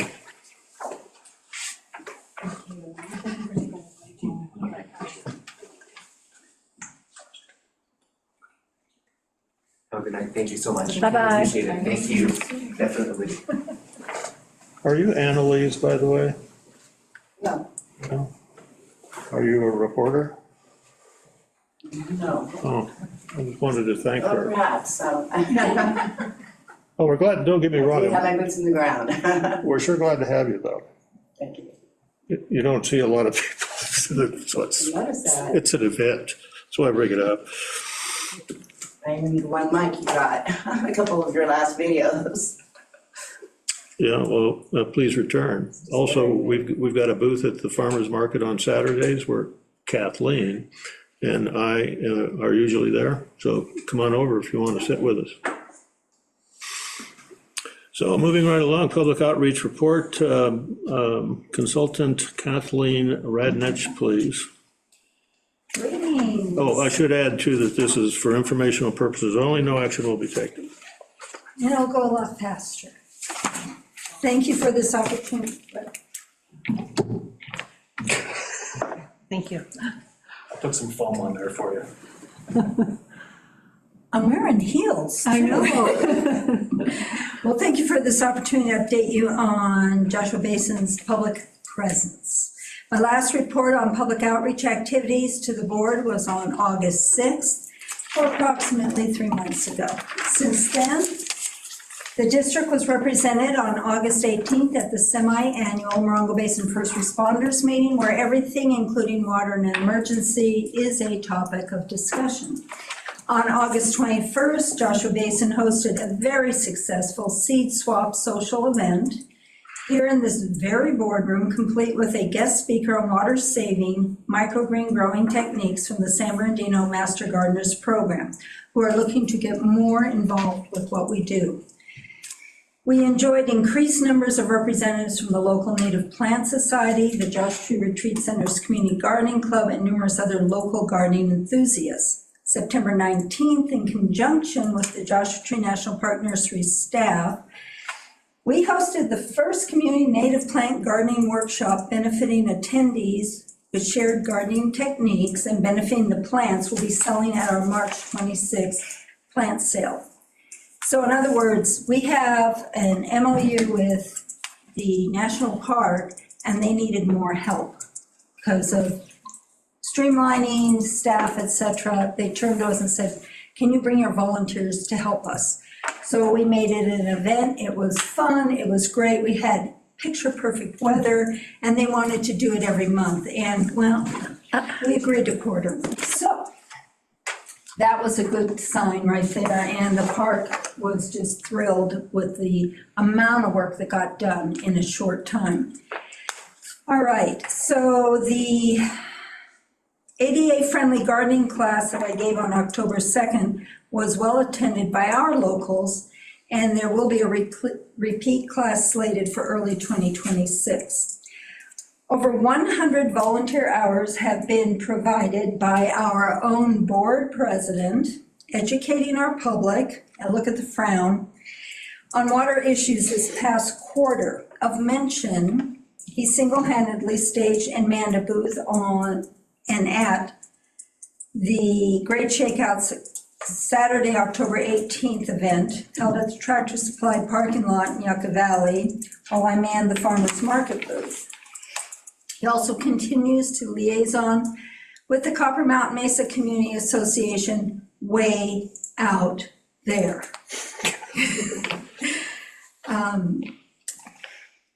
Saturdays, he does this about once a month. It's either the board meeting or their breakfast. He interacts, brings what we're doing from public affairs out to them. And this has netted us a citizen advisory council member. It's taken time, but because we're reaching out to them, they're getting involved. And I just think this really increases our transparency factor. So I want to thank you very much. You're welcome. And your poor truck, that road. Anyway, on that topic, our Citizens Advisory Council is now on a regular quarterly meeting basis with options to add meetings if needed. They are 8 members strong with 2 seats yet open. If you, as board directors, find yourself engaging with an individual that is water passionate and would be a viable candidate, please consider the opportunity of steering them towards becoming a new CAC member. Of note, the council voted last night to re-elect David Carrillo as their council chairman and to re-elect Fred Jaros as their vice chairman. They're moving strong and it feels good, doesn't it? Tomorrow night at 6 to 7 p.m., a free virtual class open to all of us on winterizing your home to save water will be offered by the Mojave Water Agency. Registration is still open by visiting mojavewater.org. The past water-centric themes at the farmers market were for September, water for emergencies. October's theme was educating on protecting our groundwater by proper disposal of chemicals and pharmaceuticals. And this month, November, we're focusing on winterizing your property dwellings to save water. Also of note, we'll be taking a holiday from the farmers market the Saturday after Christmas and the Saturday after New Year's, but we'll be returning on Saturday, January 10th. The new 2026 Waterwise landscape calendars are due in by early December. This is a first, much earlier than last year, so be watching. Speaking of calendars, Joshua Basin Water District's 2026 calendar is already starting to fill up. Here's a glimpse of just some of the public activities on the radar. We have a docent meeting, volunteer meeting scheduled here January 23rd at 5 p.m. January 30th will be the second official native plant workshop at Joshua National Park Nursery, where everyone will be working on our plants that we sell at the plant sale. Our famed district tours will be targeting 2 dates, late winter. We're almost ready to nail them down, probably most likely February. Probably. It'll be a little bit of discussion with Rojas, because one of the things that they do is try to get our legislators here. So it'd be amazing to have one-on-one. Wouldn't that be tours. awesome? Yes. Ooh, that's exciting. Okay. 5th graders will once again visit our Gardens Outdoor Classroom in March, learn about desert gardening and water conservation, hence all my volunteers and the docents helping out. Our annual native plant sales slate for March 29th. Tentatively, Sunday, April 19th, will be a host site again for this year for the Morongo Basin Conservation Association Landscape Tours. Thank you, Stacy, for the heads up. I have not heard back, but it's on the calendar. And last, but definitely not the very last, as there's more in the works but unconfirmed at this time, the Water Education Festival, an event held at La Fontana Middle School for all 8th graders, involving Joshua Basin Water District, High Desert Water District, Bighorn Desert View Water Agency, and Mojave Water Agency. It's slated for May 2026. This annual program is funded by a Mojave Water Agency Strategic Partner Grant. And this concludes my 3rd quarter report. Any questions? Just generally, are there any questions from the board on this non-action item? President Bowman. Oh, Hi. Director Jarlsberg. Okay. Nice report. Thank you very much. One thing, I was curious what the ADA gardening class entails. Oh, okay. That class is paid for by Mojave Water Agency, but I teach it for this whole area and anyone else. It's virtual. But it covered limitations, not necessarily to a wheelchair, It could be you have a bad back, bad knees, you have hay fever, it covers so many things and we do it in 1 hour. It's on Zoom and it's a Zoom presentation, but we cover so much information with a lot of resources. So it was so well received, they've slated it again. We're fighting over 2 dates right now, that's why I can just say it looks like February-ish. But I'll get back with you with the official dates. It'll be in the newsletter. Our newsletter will have it. Okay. It sounded interesting, but your description was brief, so. One other thing, you may have noticed in the minutes of the last board meeting, there was a mention that I met with the general manager around trying to interest young people in water, which you are doing with these classes, Education Day in conjunction with the other water districts. Is that true? Yeah, it's a big push. We do the 8th graders. Mojave gives all the districts up here money to pull this off. It doesn't pay for our wages. It pays for all the resources we have to use and take into account when you're doing, well, we had about 400. Usually we average about 350, 400 students. And it's an all-day event, and then we cover the gambit. Joshua Basin always covers water conservation and healthy water for our bodies. So we tie in how the animals survive out here and what do we as humans learn from it to stay healthy. The other agencies all have a main topic. It may just even be, how do you get tap water? You know, so we all have our assigned topics. High school level has a big event that Mojave sponsors and hosts, and we throw our support in that direction when it happens. But for our middle school students, they all come out here. Well, I wanted to kind of plant a seed, and also depending on the general manager's permission, I was wanting to talk with you a bit about an idea of creating some kind of contest with an award that would make the kids interested in inventing something that had to do with water.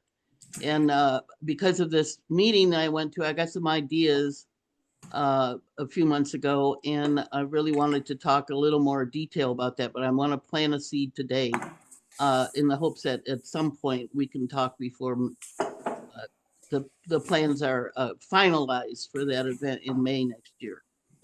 Okay, and to that, I want to share with you that the Water Summit that is designed for junior high and high school, one is an essay and one is what they call problem solvers, and there's a Joel Green on some PBS or some, I don't get the TV, so I don't know where he is on TV, but he documents the whole process, and every year they get an assignment, just like you're saying.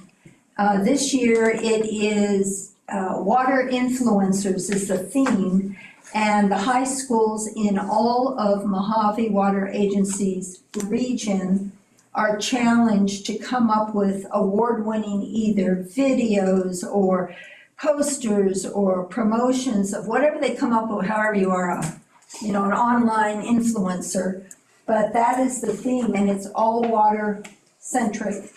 And it's a competition, and there's money, and they give scholarships to the school that wins. So there's something like that already in the works, but I'd love to share it with you, after the meeting sometime. There's a lot to it, and it's been going on for quite a few years now. Okay? Okay, thank you. Thanks for what you're doing and your regular reports. Thank you. Just to be complete about something, the Tractor Supply Great Shakeout thing, David Carrillo, our CAC chair, did stop by there for, I don't know, half an hour or something like that. I think he only left because he realized you were alone at the booth. And so he shot right over We you there. we both survived the day. It was a great day. So outreach at both ends, but our people are not just in Joshua Tree all the time. They move around, they shop, they work other places. So we're kind of universal in trying to get our word out. And again, thank you. And when you guys go to the other meetings in the community, that's just as important. So it matters. It matters that we're out there. It sure does. I was just going to say, Director Jarlsberg has brought that idea to me, and I don't know if you could connect her with the people that put At that, Mojave? yeah, that put that contest together, but maybe she could be a judge. That might happen, but I'll let them know. It's not too late. I've been a judge for it. It's very serious stuff what they do, so, and it's impressive what these kids Yeah. come up with. So with that, thank you. Thank you, Kathy. Okay. Appreciate it. See you Saturday. It's now time for reports and comments. For informational purposes only on subjects not covered by the agenda, the opinions of individual directors are not necessarily the opinions of the board or district staff. No action will be taken. The board may provide staff with requests for future agenda items. I'm going to be a rebel and take this one in order. Vice President Doolittle, please. Oh, okay. One thing I wanted to let you know is, I have a few things. The ASB CSD meeting, I arrived without pre-registering, and they agreed to invoice for my last-minute attendance. So I didn't want anybody on the board to think you couldn't attend if it wasn't paid for ahead of time. What Jane was saying. Number two, I've so many times have wanted the presentations that are presented to us, and I realize you guys don't put them in the agenda packet for whatever reason, and that's fine. But I was wondering if they could be put on a drive, so that, and then that board be given access to that drive, so we could go back and review it, because it just happens in passing, and otherwise, we're gonna have to go and look at the video and scroll to the video and pause and everything. So I think that would be a helpful thing for the board. Thanks for writing that down, Director Shook.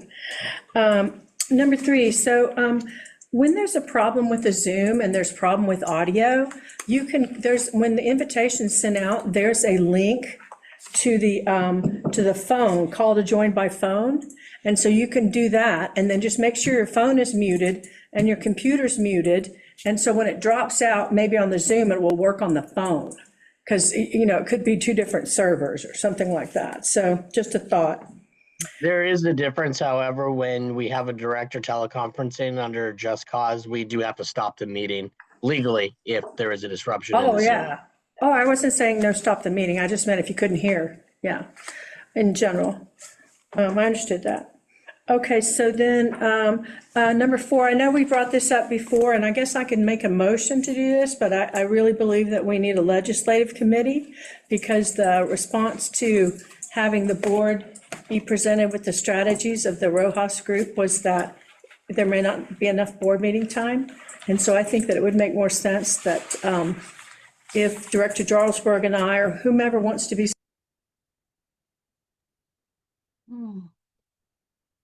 And speaking of, we're having a disruption now. It's been historically, it goes out for about 5 seconds, and now it's going to go out for about 30. So we probably will have a 30-second delay here just for a moment.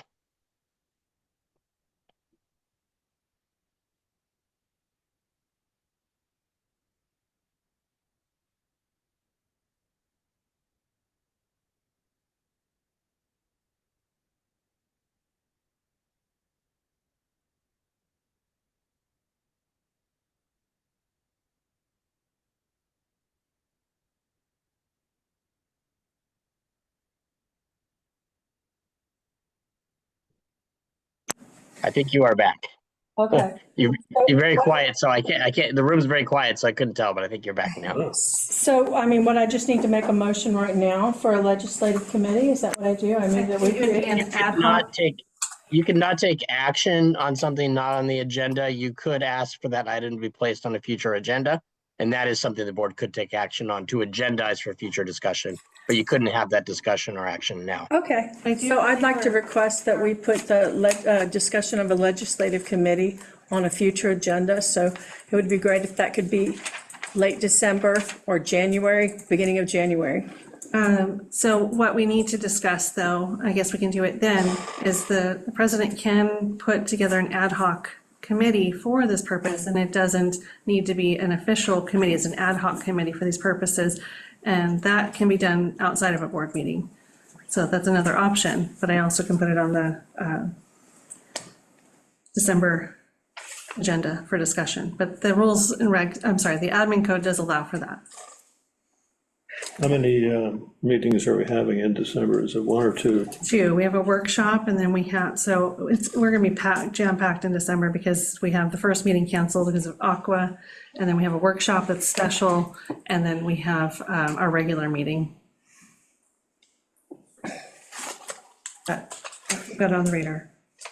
And so lastly, I appreciated President Flowen bringing up that the contract states if there's a problem, that the Rojas Communications Group would like to make it right, and they try to make it right, because the leaders I've admired most admit to mistakes and learn from them.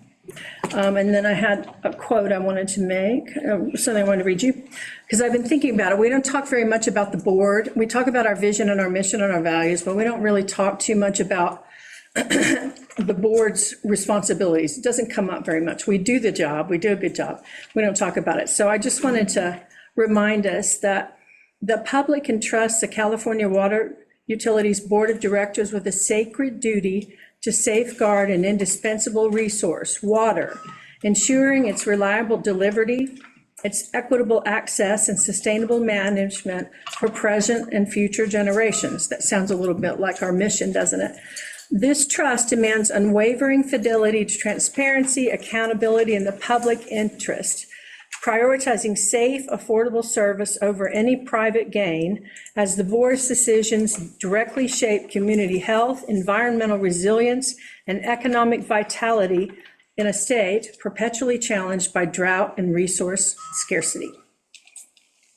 Okay, that's all for me. Thank you. Director Fick? Well, let's see, on October 23rd was a hearing for a county planning commission meeting.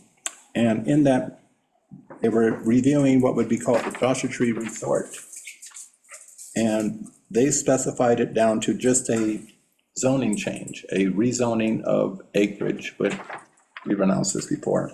And it got kind of confusing because in the description of the project, they have many levels of flood inundation, and they say, don't worry, we have the levees involved in this. And comes the question, what are the levees involved in a rezoning? And this commission approved this, not knowing what they were approving. And unfortunately, the planning person who was presenting this was presenting it as all speculation for some sort of maybe future client, when actually she knew who the client is. We know who the client was. So it's disappointing to have the county with a slightly different presentation to us than what was real. That's about the best way I can say it. So I was there as MBCA board member making my comments regarding that. They approved it 3-0 because there were only 3 commissioners there. So that's it. Director Jarlsberg? Yes, and thank you. First of all, I wanted to acknowledge the several elections that happened yesterday, and the fact that I wanted to acknowledge the mayor-elect at New York City as a positive harbinger of the future. And obviously, that's my opinion. I wanted to mention that I will be attending again on Monday with President Sloan, the Landers Community Meeting, which is very informative, and they are actually sponsoring a special dinner on the 15th of November for people who will not have family to be together for Thanksgiving. And in a side, I volunteered to drive people there. If you know anybody that wants to go to the dinner and needs a ride. Also, with 2 other board members next week, I'm attending the ACWA Region 9. I think 8 and 10 might be attending also in Irvine, and it sounds very interesting and worthwhile to go to. When I'm looking forward to that event, and I'm hoping I'm full strength by then. I've been sick now for a couple of weeks, and it's not fun. And I know others have been going through similar health issues, so I know people can relate. And I'm fortunately haven't coughed too much this evening, so I'm grateful for that. Also, I really am interested in the CAC meetings that are happening, and I wondered if someone, perhaps I thought maybe David Carrillo was here, but he's not. If the general manager, Sarah Johnson, could tell us what CAC members were in attendance, their names. I would like to know, and how many of the members were there out of, because we're talking about now it's being easier to have the quorum available so they can actually proceed. And so I'm hoping that maybe you can tell us who actually attended, because I'm curious. Everybody attended except for Ryan Sherlin. Oh, okay. And that's how many people that was? That's 8. 8. Okay. All right, thank you. That's all I'm gonna go into tonight. Thank you. Director Short. I attended the ASB CSD dinner on October 20th, hosted by San Bernardino San Bernardino Valley Water Agency. I thought this was one of the better ones that I had been to. They covered the State Water Project. They also discussed the importance of having diversity in how you acquire water, which is something I think we need to put some thought into and into expanding beyond MWA. Reason being is that more agencies are going to be looking for other resources as the Colorado River continues to dry up. The snowpack from the Sierra Mountains is becoming less reliable as it melts faster and can be captured. There is a project underway currently that will improve the Delta conveyance, but that won't be online until rough estimate of 2045. So it's not going to be much help for the foreseeable future. But that's all for me.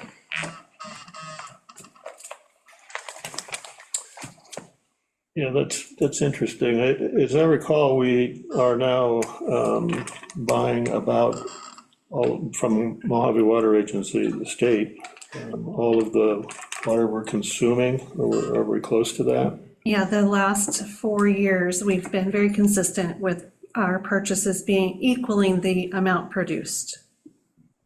That's excellent, because what I'm thinking of, somebody said at MWA one time that they have in reserve about a 5-year supply of water. The last really bad drought, as I recall, lasted about 5 years.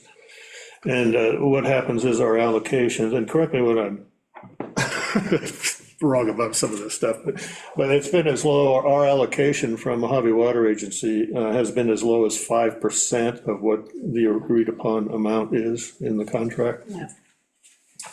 And so they have the capability of making up the difference up there, should they decide to do so. But also, it's kind of in the back of the mind goal that we bring our aquifer back up as much as possible, because it dropped something like 35 feet before we put the pipeline in, and it was very alarming.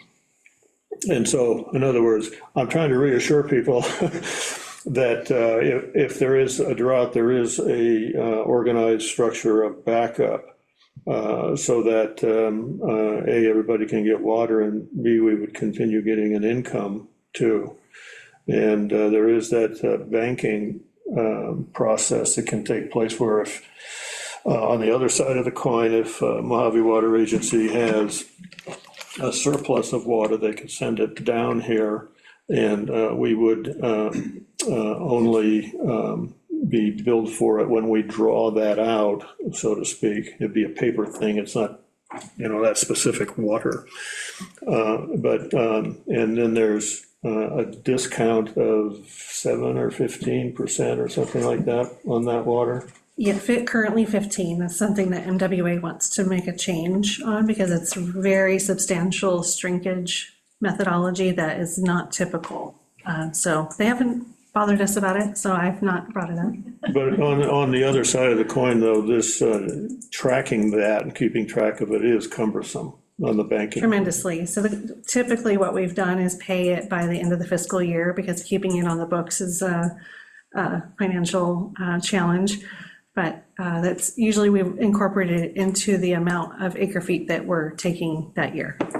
So my point is that the district and Mojave Water Agency, the state supplier, they are actively managing water resources, and they have ways to continue to supply the community with water, regardless of what the availability situation is. That's a good point. MWA has changed their strategies through the years, and they're really working hard to make sure that water is available even during drought years by accessing, alternate reservoirs and the banking programs.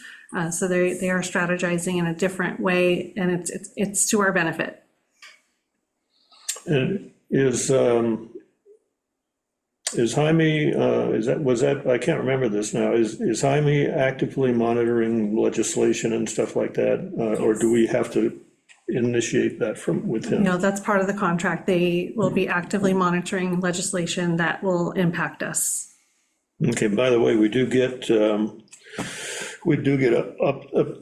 meeting in Landers is not just a Landers meeting, it's a county, state, kind of a get together, and the sheriff is there, the highway patrols, our fire departments are there. Marina West is there reporting on MWA stuff as well as Landers stuff. So there is one of the things that can occur if there's one of our state representatives there, our county representative is usually there, Glenn Harris. But what I have in the back of my mind usually is that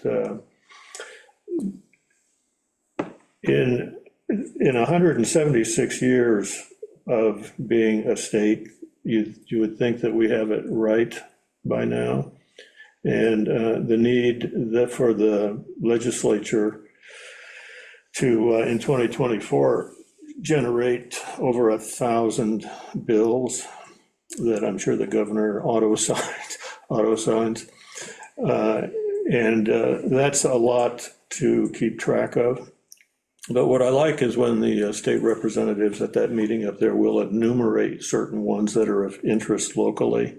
Last time it must have been about 8 of them, I think, that are pending somehow. I realize that a lot of those 1,000+ bills that the governor signed a lot of it is minor procedural things, but I've seen some evidence that he might not necessarily realize the ramifications of what he signs. And that's why it's nice to have an advocate up there and around there that can monitor this stuff for us. And also, we would have to, if we had an ad hoc committee, to do that kind of thing here also, which would then report to you, and then you would report to Jaime, as I recall, or as I understand it.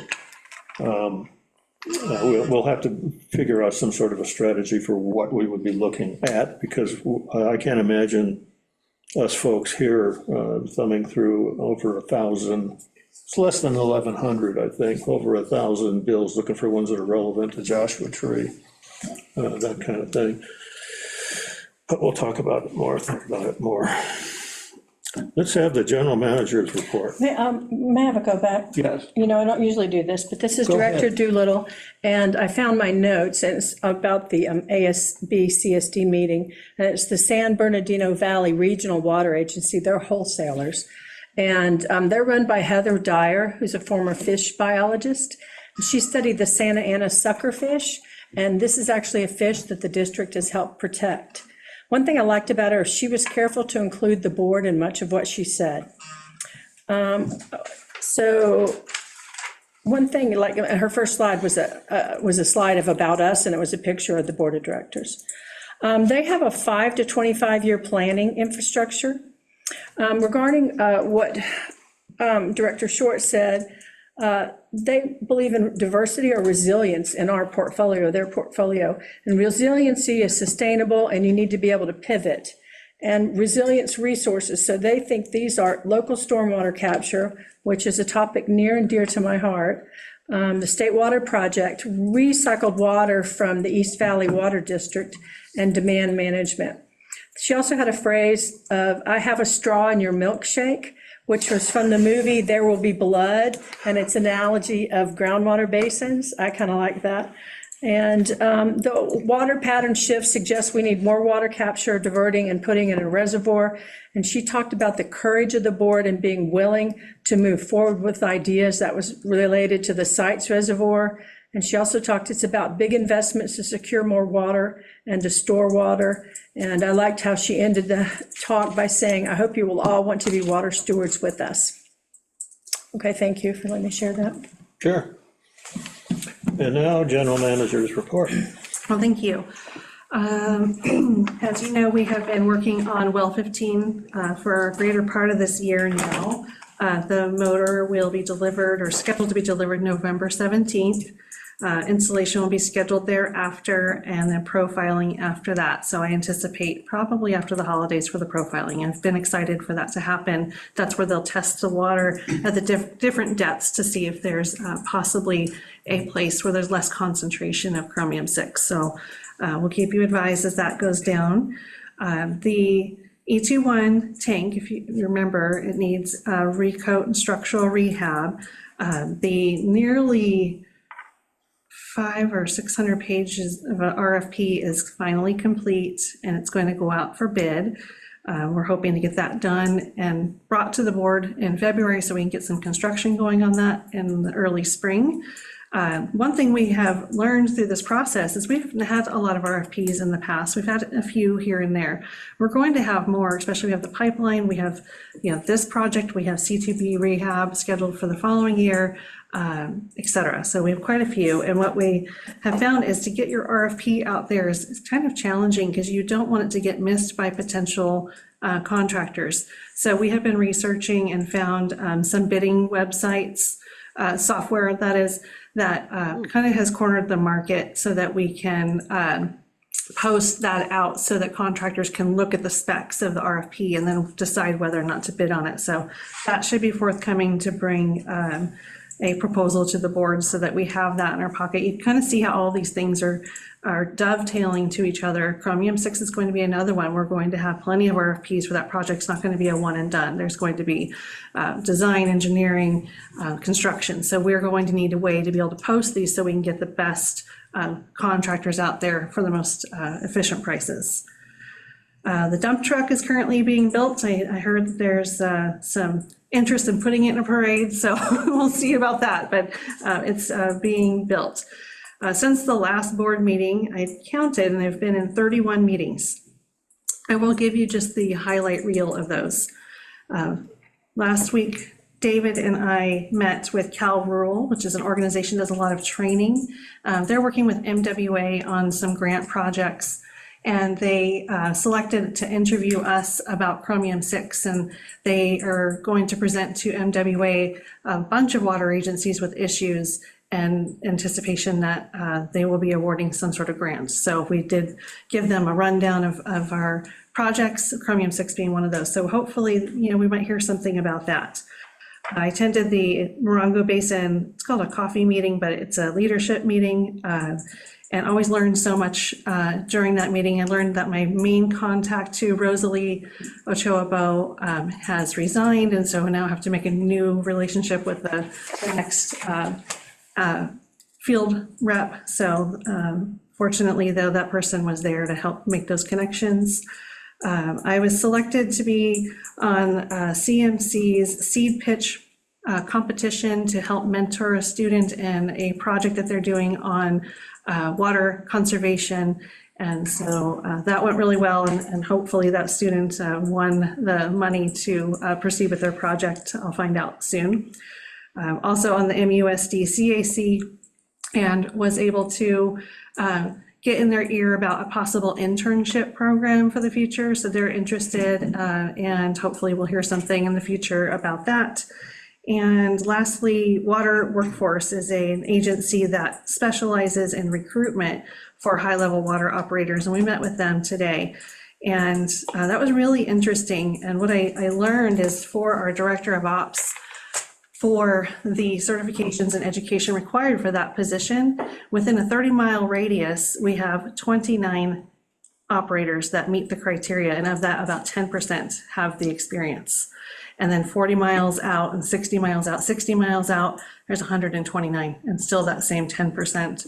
So you can see that this job is a very, very challenging position to fill. So we're going to work with them a little bit more and understand what they offer. And that might be something we bring to the board as maybe a headhunting kind of thing, because the people that have that experience, they're working already.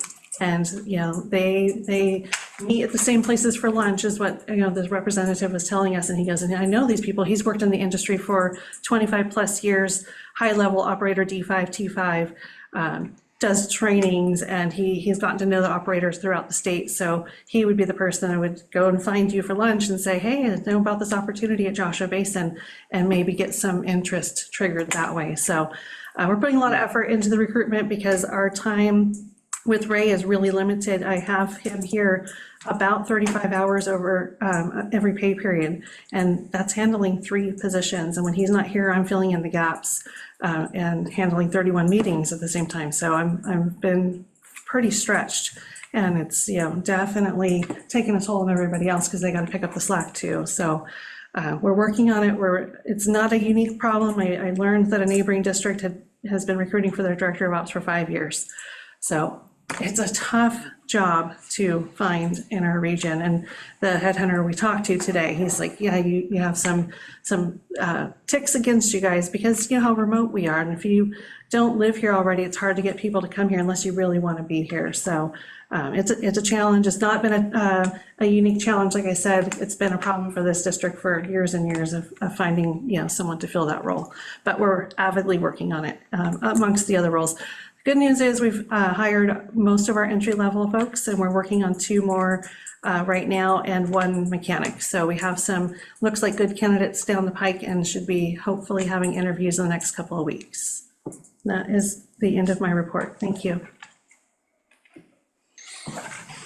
Thank you. Future director meetings are noted at the bottom of the agenda. Is there a motion to adjourn this regular meeting? I'll make the motion. Thank you. Is there a second? I'll second. Thanks, Dave. This meeting is adjourned at 7:23. Have a good night. Thank you. Bye-bye. Feel better.